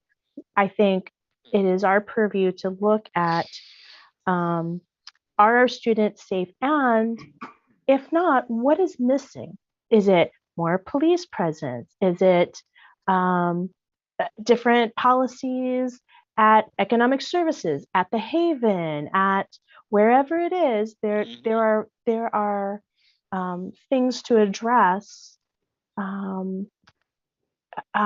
behavior so that people feel safe in the neighborhoods. And I'm not the one to say I'm an expert in what public safety measures are needed or what procedural measures are needed, or what is most supportive for unhoused populations. That's not my specialty. So I do want to know those things. I do want to make sure that we're looking at what makes for a good partnership, regardless of expansion, regardless of what this project does, so that we are good partners together. And so you very nicely said what Russ pointed to. Okay. And not to say that Russ didn't say it nice, Russ just came in, and just dropped it. And then, you kind of like polished it up. It takes a team, coach. It takes a team. Hey, that's what we do. That's what we do. And I think that if we continue to do what we do, we'll get the answers we are looking for, because the tenaciousness of this group and the capabilities of our administration, you combine those things all together, we can get it done. People might not like what we get done, but we can get it done. Russ. Oh, Nancy, go ahead. Sorry. Just a little bit of information here, because the Hartford Community Coalition last week and this week has been holding community meetings in each of the villages. Yeah. And every meeting, except for this one tonight, because I was here, couldn't be in Quechee for that one. But for the other 4 villages of Hartford, safety is like the #1 concern of the people coming to these community meetings to talk about what they're concerned about, and safety is like right up at the very top. Well, remember, everybody on this call, everybody remembers Maslow's hierarchy of needs. And what's the first level on that hierarchy? Safety. And if you don't have that, you can't move up the rest of the steps. So it's not a surprise that is as strong a concern as it is right now. I mean, it's the foundation, of our work, basically.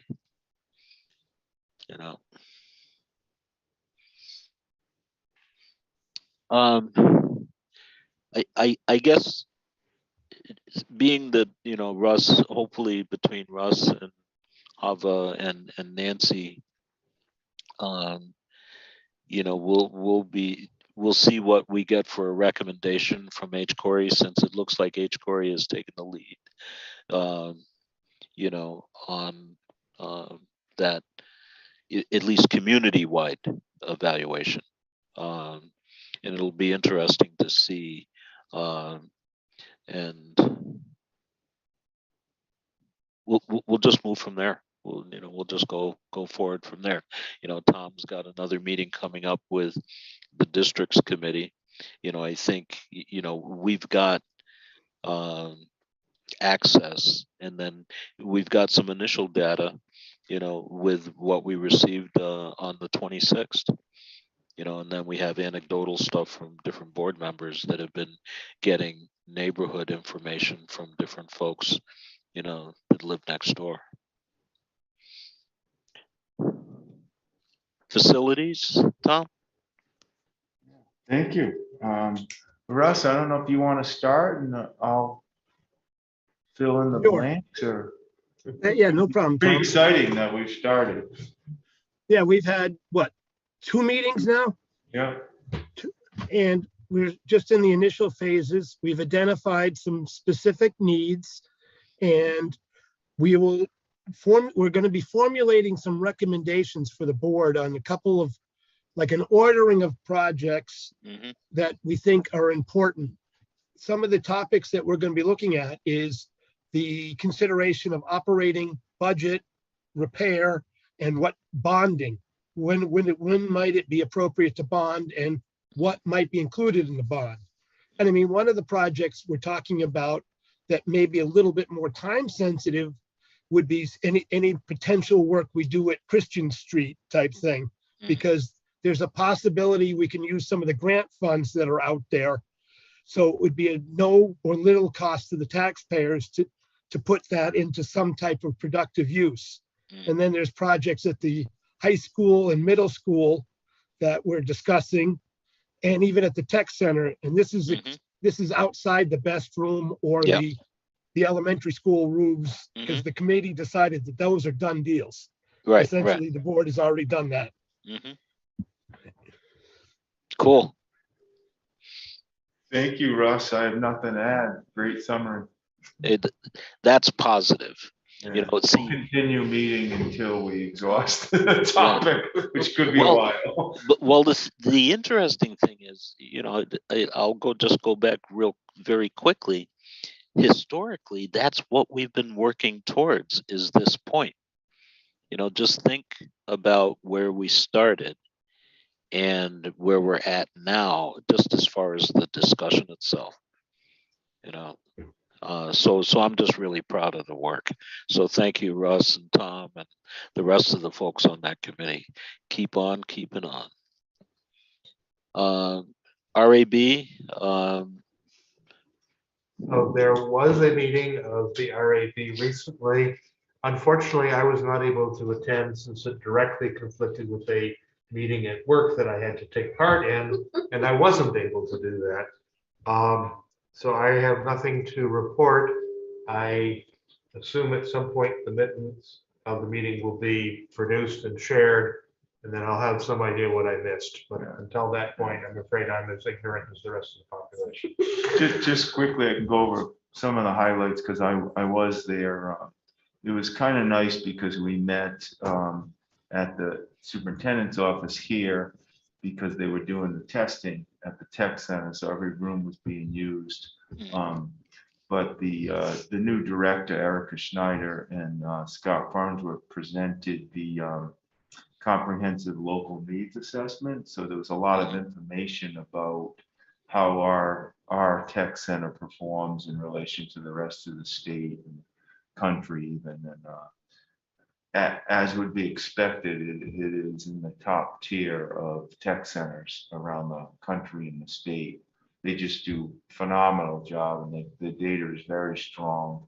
So that's always nice to hear. I wanted to make sure the board heard that. They have the senior awards ceremony on May 25th. It is online if somebody wants to watch it. You know, like everybody else, they're wrapping things up for the year. They haven't accepted students, so any new students that are coming to the tech center next year are coming for a day-long visit. And something the board doesn't know, but I'm excited about, is they're hiring the regional advisory board of the tech centers agreed to hire a literacy integrationist. We've had a math integrationist, and that's been very successful, but we decided to expand that and hire a literacy integrationist to make sure that the students in the tech center really have well-developed reading and writing skills as they pertain to their career, their field. So, you know, nowadays so much is done in writing between even email and texting that they need to be articulate and able to receive that and sort of the industry standard.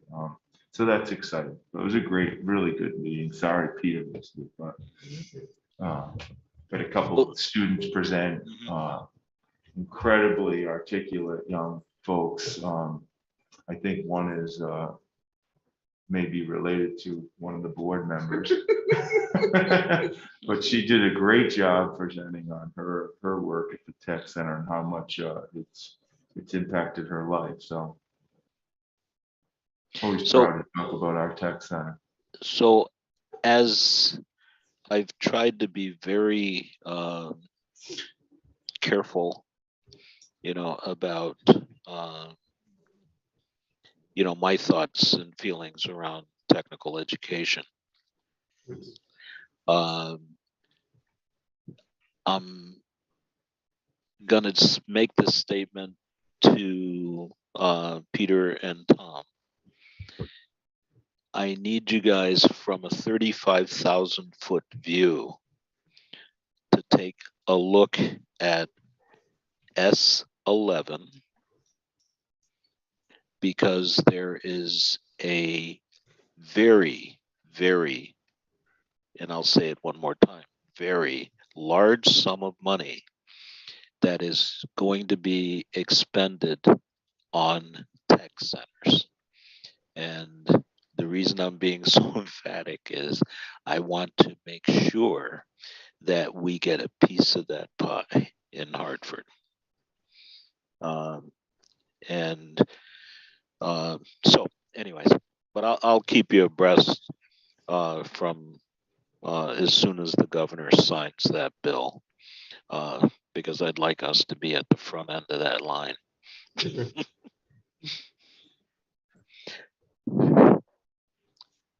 Okay.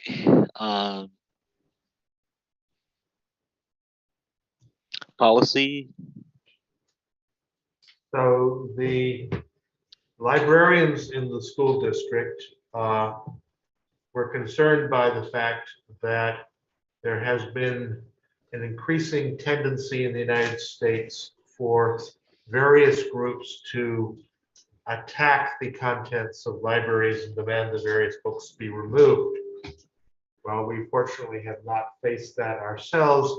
They wish to have the issue of how to address such requests be addressed prior to them having to make up ideas on the fly, and have requested that there be a draft policy about how we are supposed to maintain our collections and how we would go about removing books and how we would respond to comments and inquiries and demands and other kinds of interactions with the community. As you know, maintaining a collection is a difficult thing. Anyway, you have a certain amount of money, it's not very much usually, to buy new content. You have to deal with the fact that some of the books that you have are no longer relevant to anything because they have aged out in terms of no longer being up to date with the state of science or technology or society or anything else, and so forth. And this was a very important request.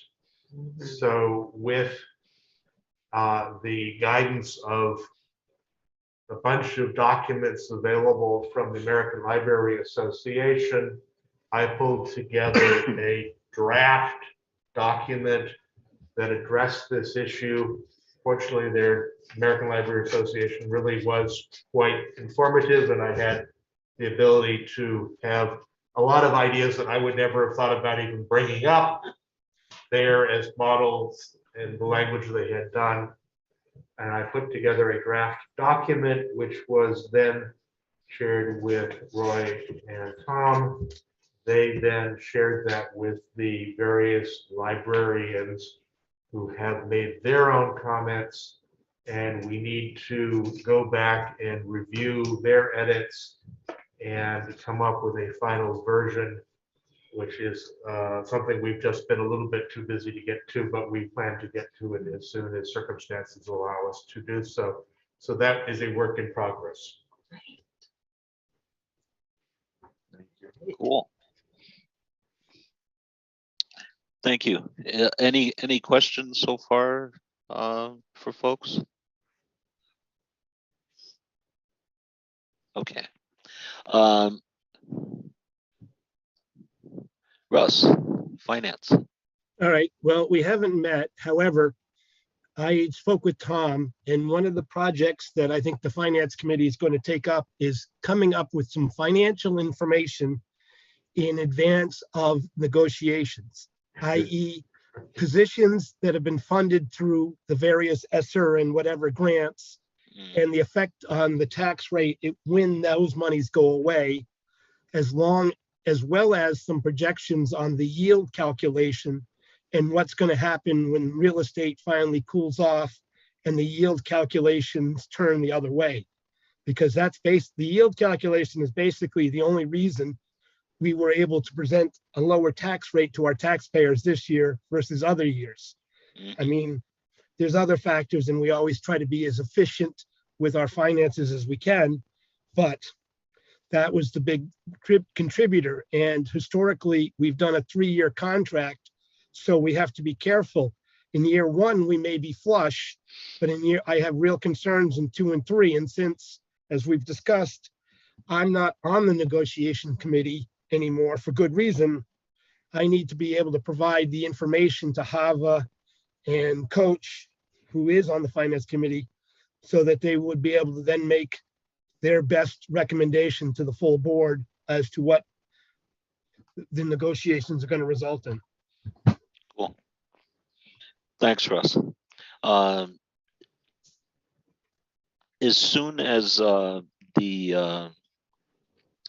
updated figures, come through, I'll make sure to get them to you as quickly as possible, which will probably be tomorrow, because we're going to be voting on the $8.7 billion budget tomorrow. Fun day. Yeehaw. No. But part of the discussion working up to it, Russ, to get back to your factual concerns, there's going to be some changes, and some of them are going to be drastically different than they've ever been. The leaning more towards income based, than property based. The weights, the change of the weighting system and the values that they will represent, are going to shift that, locking into per pupil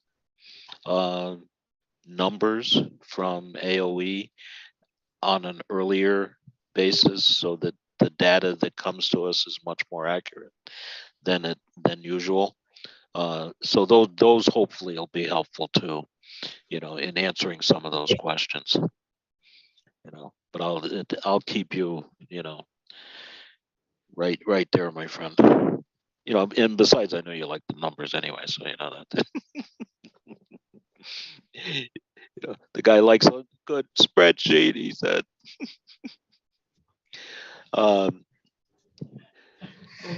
So let's see.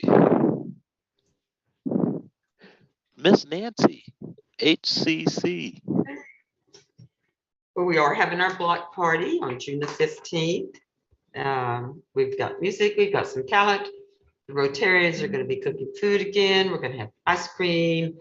A lot of fun things to do. Encouraging everyone to come. It starts at 5 o'clock. It ends at 8 o'clock. Right over in the park, right across that parking lot. I mentioned the fact that we've been doing some community meetings. We are going to bring all the information together. We're going to look at it, analyze it, and then take it back to the committees. To the communities, and start talking about what we can do to help alleviate some of the problems that they feel are happening in their specific villages. The lunch program will be starting up again the week after school ends, and we're real excited about that.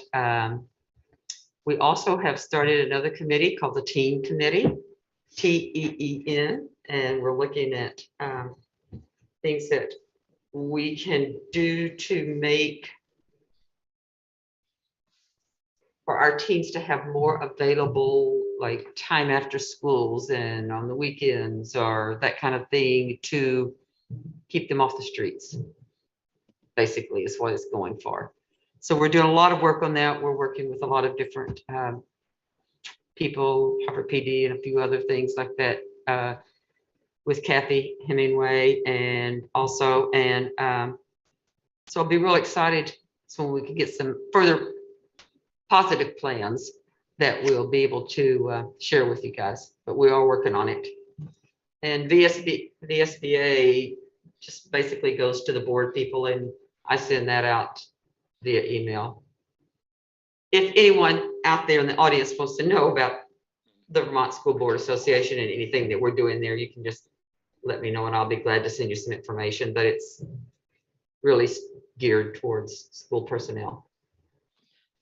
That's it.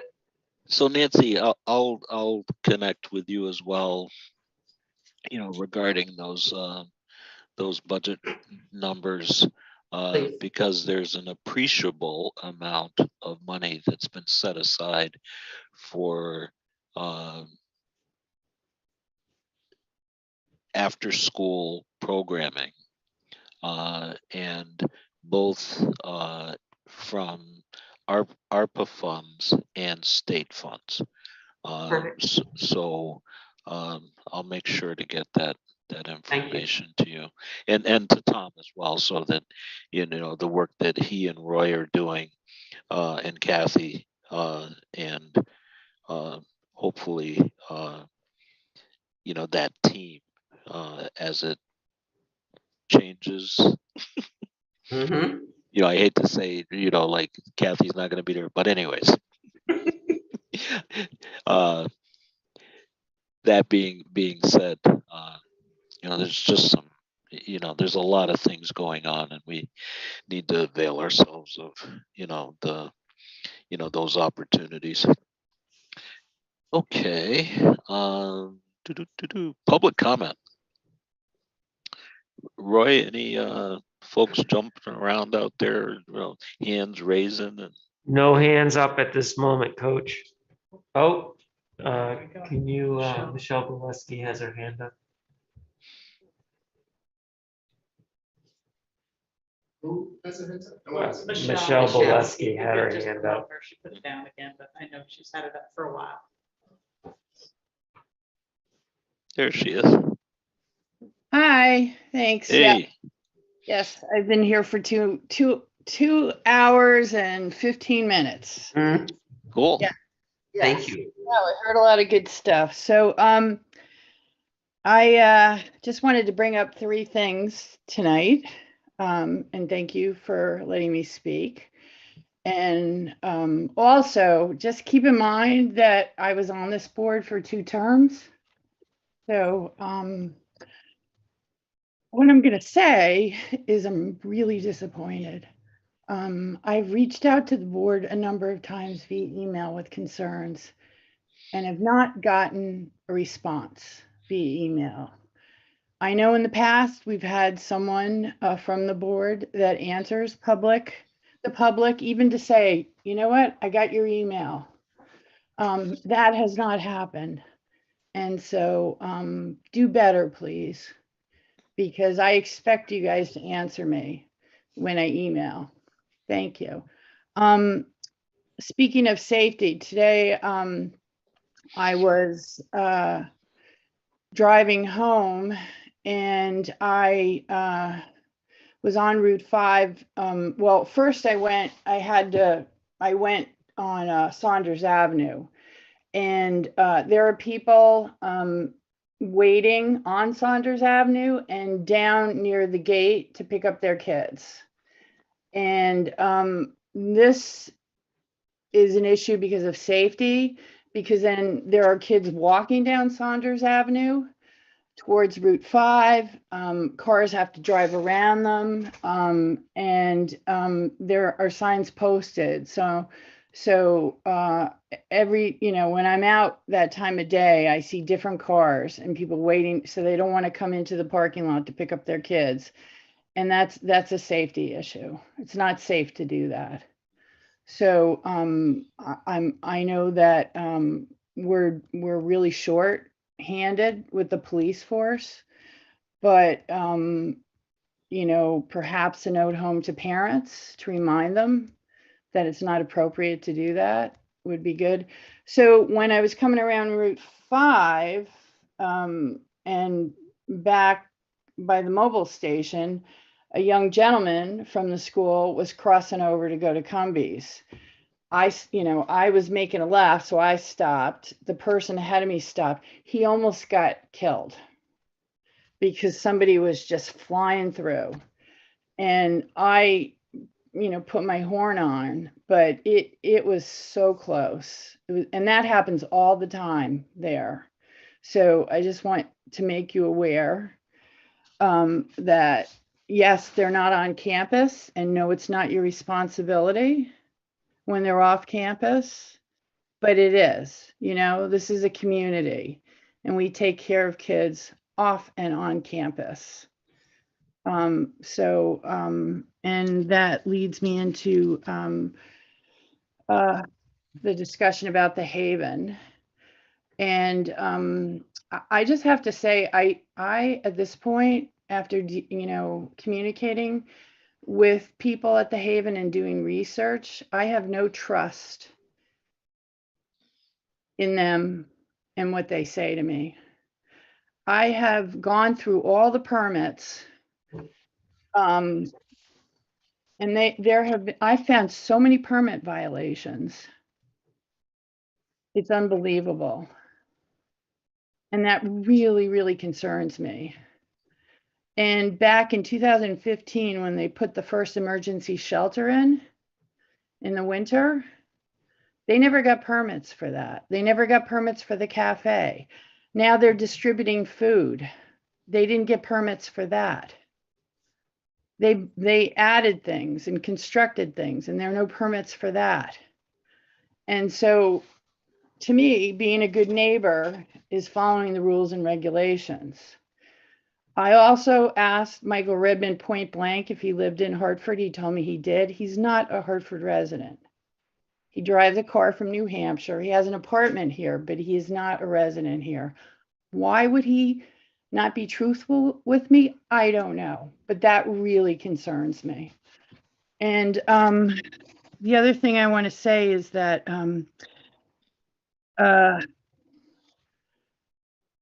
when I first moved here, my daughter came to visit me, and she was going to jog.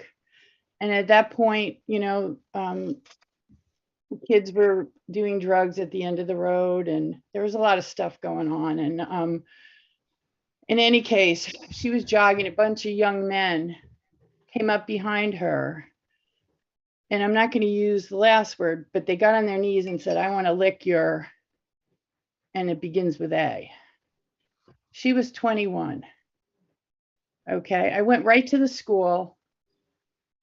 And what I said to the principal at the time is, if these young men are saying this to a 21-year-old, can you imagine what they're saying to kids their own age? Nothing ever happened. So fast forward, here we have older men, and they're saying the same thing to 13-year-olds. 13-year-olds do not have the emotional maturity to handle something like this. My daughter hates coming here now because of that experience. She hates visiting me and can't wait to leave because of that experience. I can't imagine what it feels like for a 13-year-old living in their own neighborhood, walking to school, hearing something like that. And the reason is because some of the people that use services, we know that they have mental health issues, and maybe they're less inhibited because of drug and alcohol issues. But we have to prepare these young women, because this is we have a reprieve because they closed the shelter and people are in hotels right now. It's going to get warm. People are going to come back. And it happens all over the country. People shelter that are unhoused near where they can get services. And it's just a fact. And yes, you can take some people and give them a home. More people are going to come because things aren't changing in this country. And the issue of homelessness and lack of affordable housing isn't being addressed. It's not getting any better. Inflation, poverty, it's just going to get worse. So you need to prepare the young people that are going to be going back and forth. They're going to come upon needles.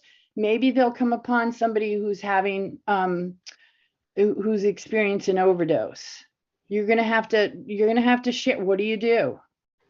Because it's not okay to leave them, thinking that things are going to be great around here. And again, I'm going to keep saying this. And I think having a no barrier shelter is a great idea. I just don't think it's a great idea near a school. I think having housing, and it's not affordable housing, it's housing for chronically homeless people, mostly men. And I think that that is also an excellent idea. It's not appropriate here. It just doesn't fit. And the capacity, anyway. So they're having a meeting, not next week, the week after, the planning commission. And then it probably could be a done deal. So I just have to share that. You know, I'm just frustrated because nobody on the school board is getting back to me and officially. You know, I'm just disappointed because, you know, I worked really hard on this board.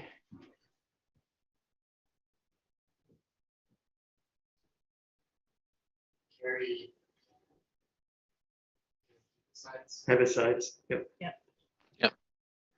Carrie, Hi there. Can you hear me okay? yes, we can.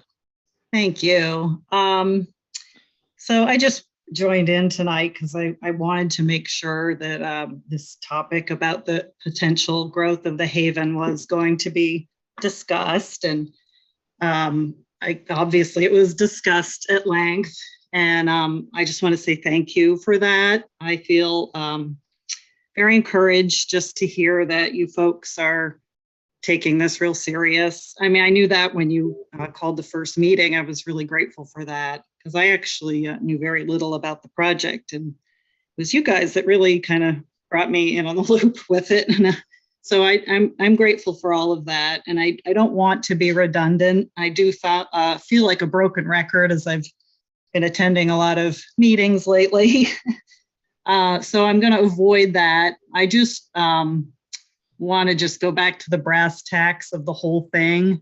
We can spend so much time going all through it, but I think the safety of our children is something that can never be addressed enough. It has to be first. It has to be first in everything. So I thank you all that you are keeping that in mind. And I just want to say that I still, my husband and I still do not support the growth of the Haven in its current location. And if anyone wants more information on our reasonings, they're more than welcome to speak to one of us. You know, I'm certainly happy to share our own experiences.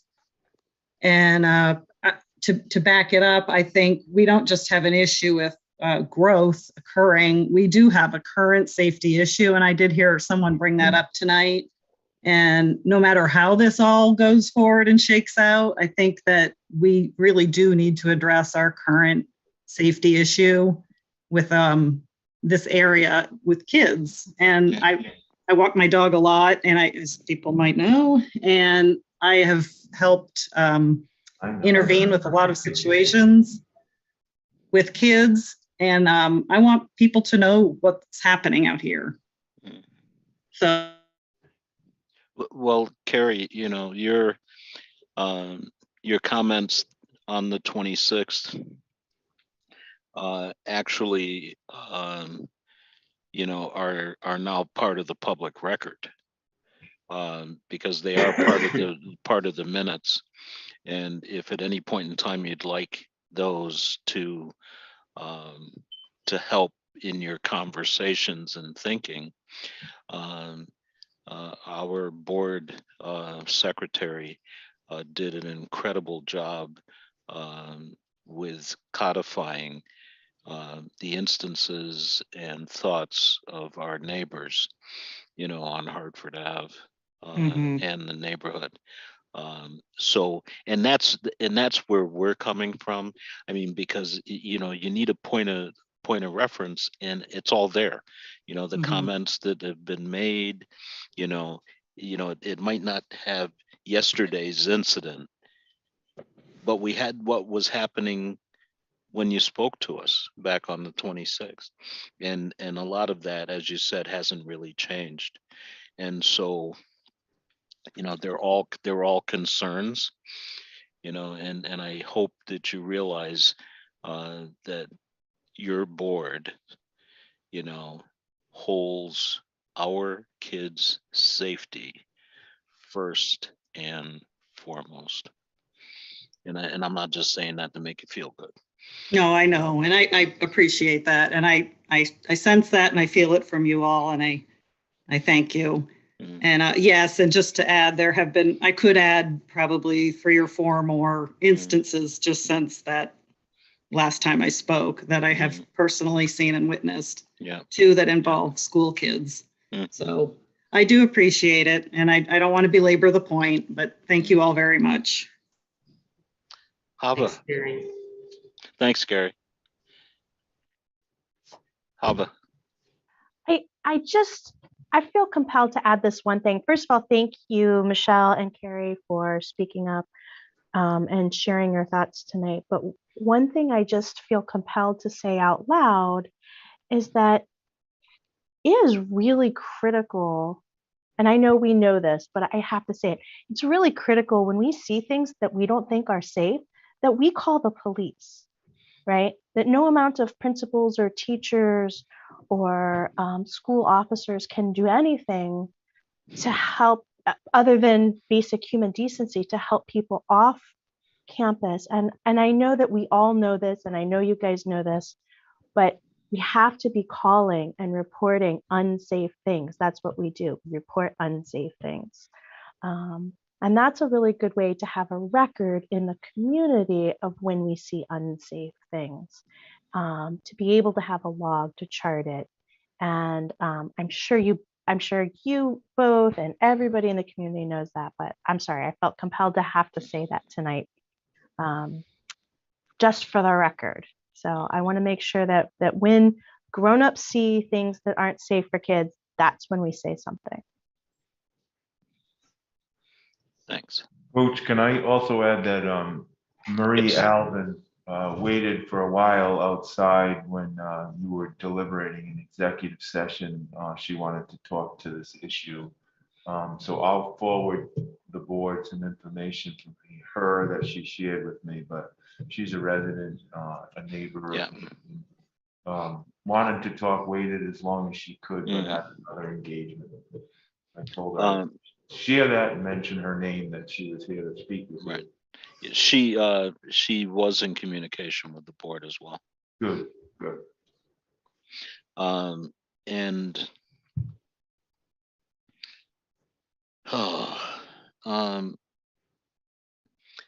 we'll continue, this work because it is that, important. There are some things that can be addressed in different avenues that are within our purview. Okay. And the timing might not be that bad, being that especially for us right now, there's so much construction going on, the road construction and signal construction, especially down at the 14 Maple Street area, that it might not be a bad idea. And I know Tom's a walker, so he's always out there walking. Those areas that Michelle had mentioned, that are impacted by our kids, leaving school and then going over to Cumbies, like at the intersection there where the mobile station is, that corner. The question becomes, if it's a 30 mile an hour zone, maybe the crosswalk, needs to be signaled. How they're using those new signals at there, but that's something that we can check with AOT and see what's the criteria. That's a pretty reasonable request, since it's Right. it's their bailiwick versus the towns, because that's a state road. And we have that so much infrastructure money, it almost would seem to make sense to get them to throw some towards the safe schools, you know, because, you know, there is a section of budgets, national and state, that's called safe schools. Or is that what it was, Tom? Or safe way to school or something like that? Yeah, safe routes or safe, yeah, safe Yes. passage to Yeah, school. yeah. So there's, and the thing is, we're not talking about big, you know, like building bridges or anything like that. We're just talking about put a crosswalk in there with a sign, and then, you know, I have to say, I do see Hartford police often at the funeral home, monitoring speed. And they try, but you know, people, it's another thing that I've seen since COVID, they're just driving fast everywhere. Yeah, you'd said that the other night too.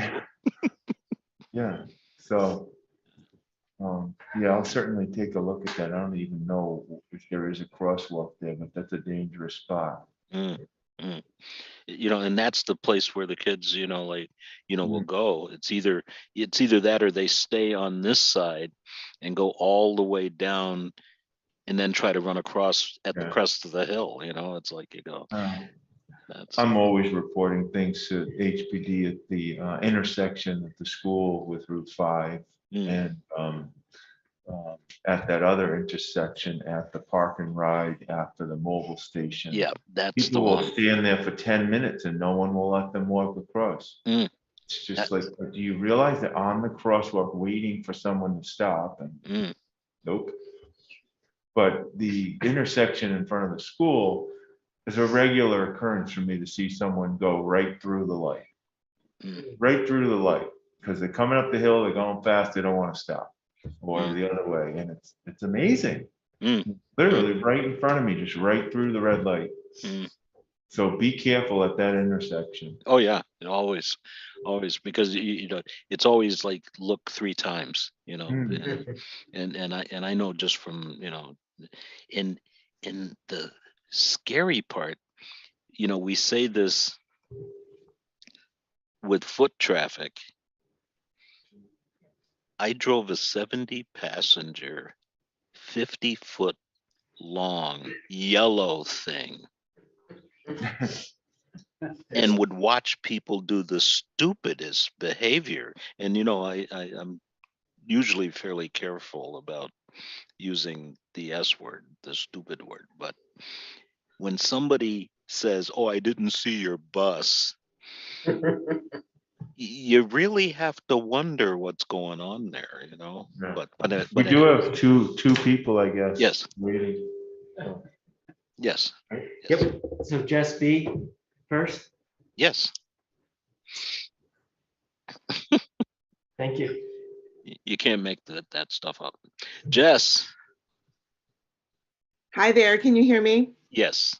Hi. Thank you so much. I'm going to be brief for real this time. I know I'm not always, but I just feel so incredibly seen and heard by this board, and I want to thank you as a professional and as a parent.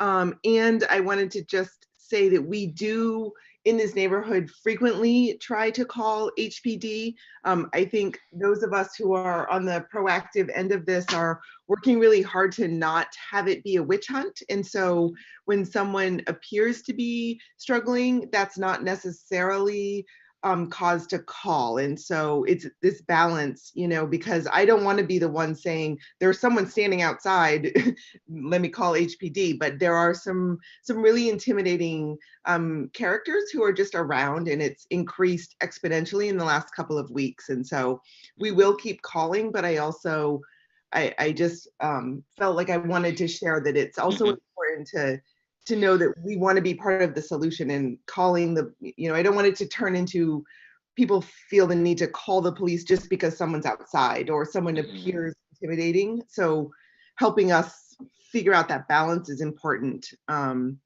But things have been a lot worse in the last couple of weeks, as a couple other have shared. So, but thank you so much. I feel supported, you know, like I said, as a parent and as a professional, and I'm grateful that you all are my school board. So thank you.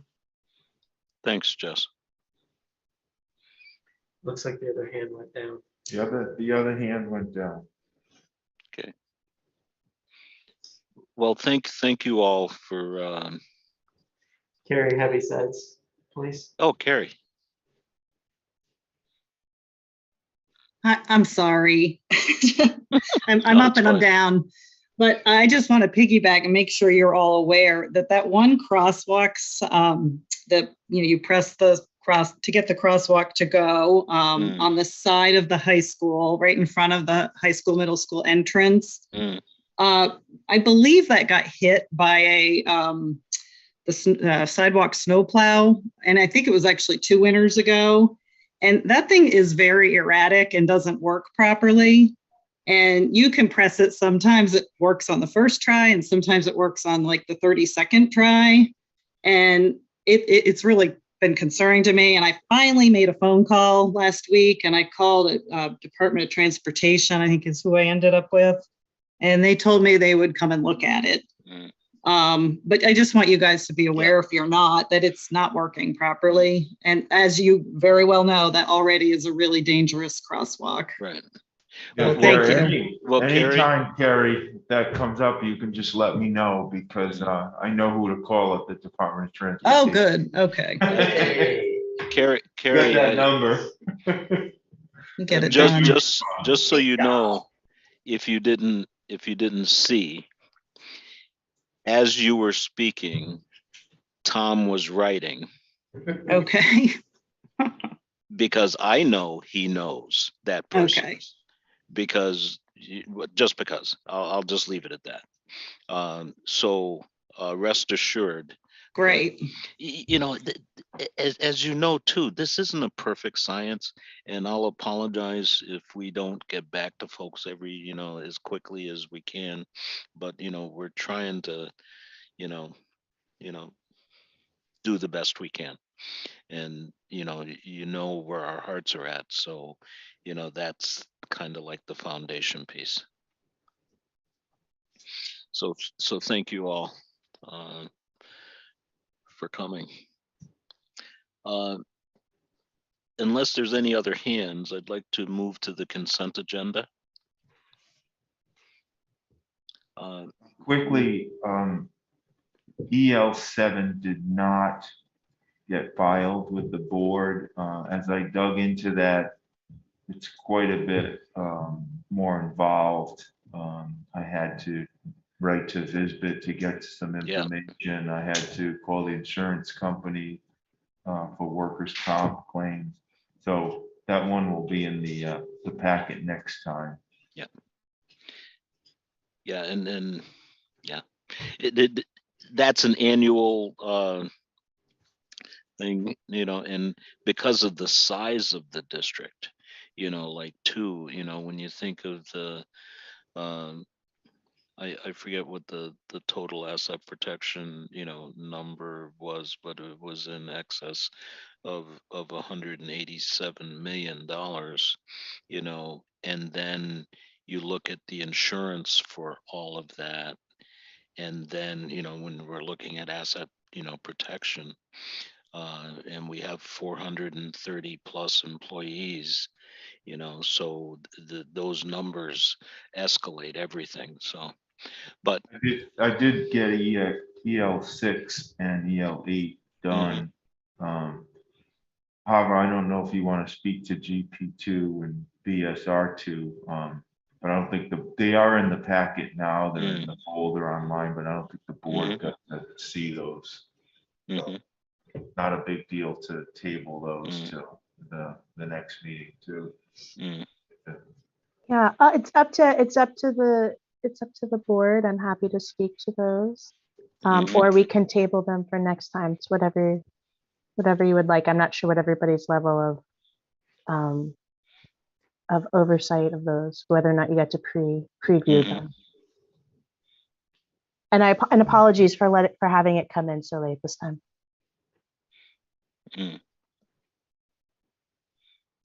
So are there any thoughts about tonight, next meeting?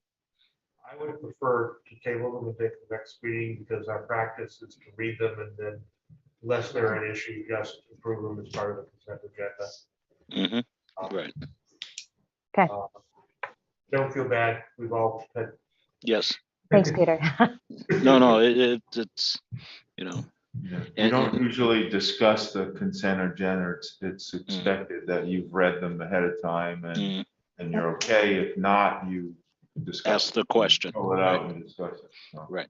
I think just EL 6 and 8 were done in the summer time anyway. And let's see. So we have one set of minutes. Yeah. We approved, if you remember, on the 27th, a little out of the ordinary, but we had approved the regular meeting earlier at the 27th meeting. And then I have some appointments, so yep, I can go through those. Josh Richardson, who actually was in a one-year position this year, we want to bring him back and for English at the high school. Michaela Eckler, DBS kindergarten position. Susanna Conway, middle school special ed teacher, and Amanda Nelson, who was also in a one-year position. We'd like to bring her back next year. And then we had a late resignation from Bill Goldsworthy, who's the STEM teacher at the tech center. And then I wanted the board to know that Jim Vazina finally followed through and retired / resigned. So he is gone officially. He's working in another Vermont district already, helping them out. But so I want you to know that he's not here. The Gauls asked me for a reference. So. He did.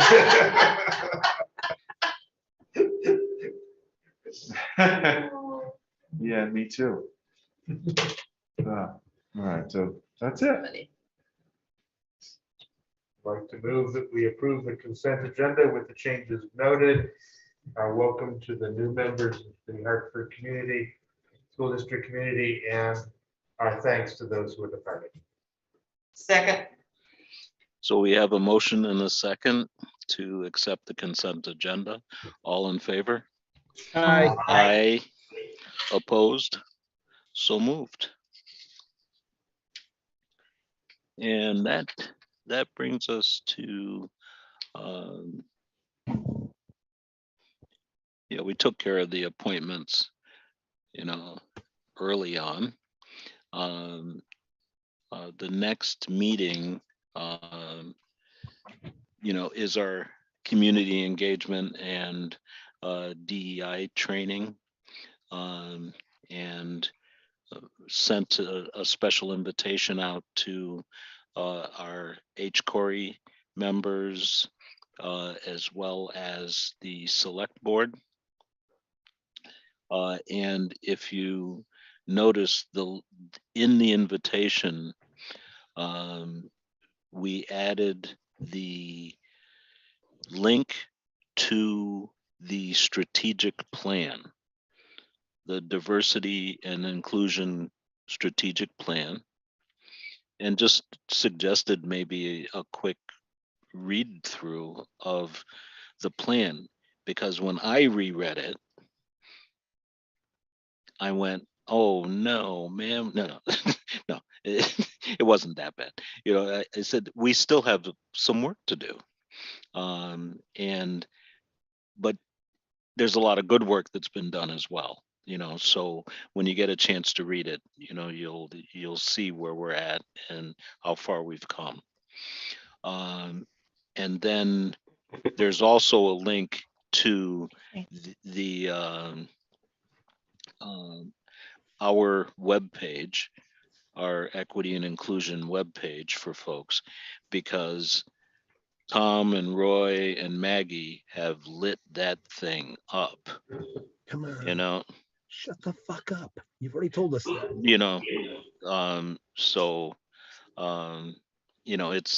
It's pretty cool. The web page.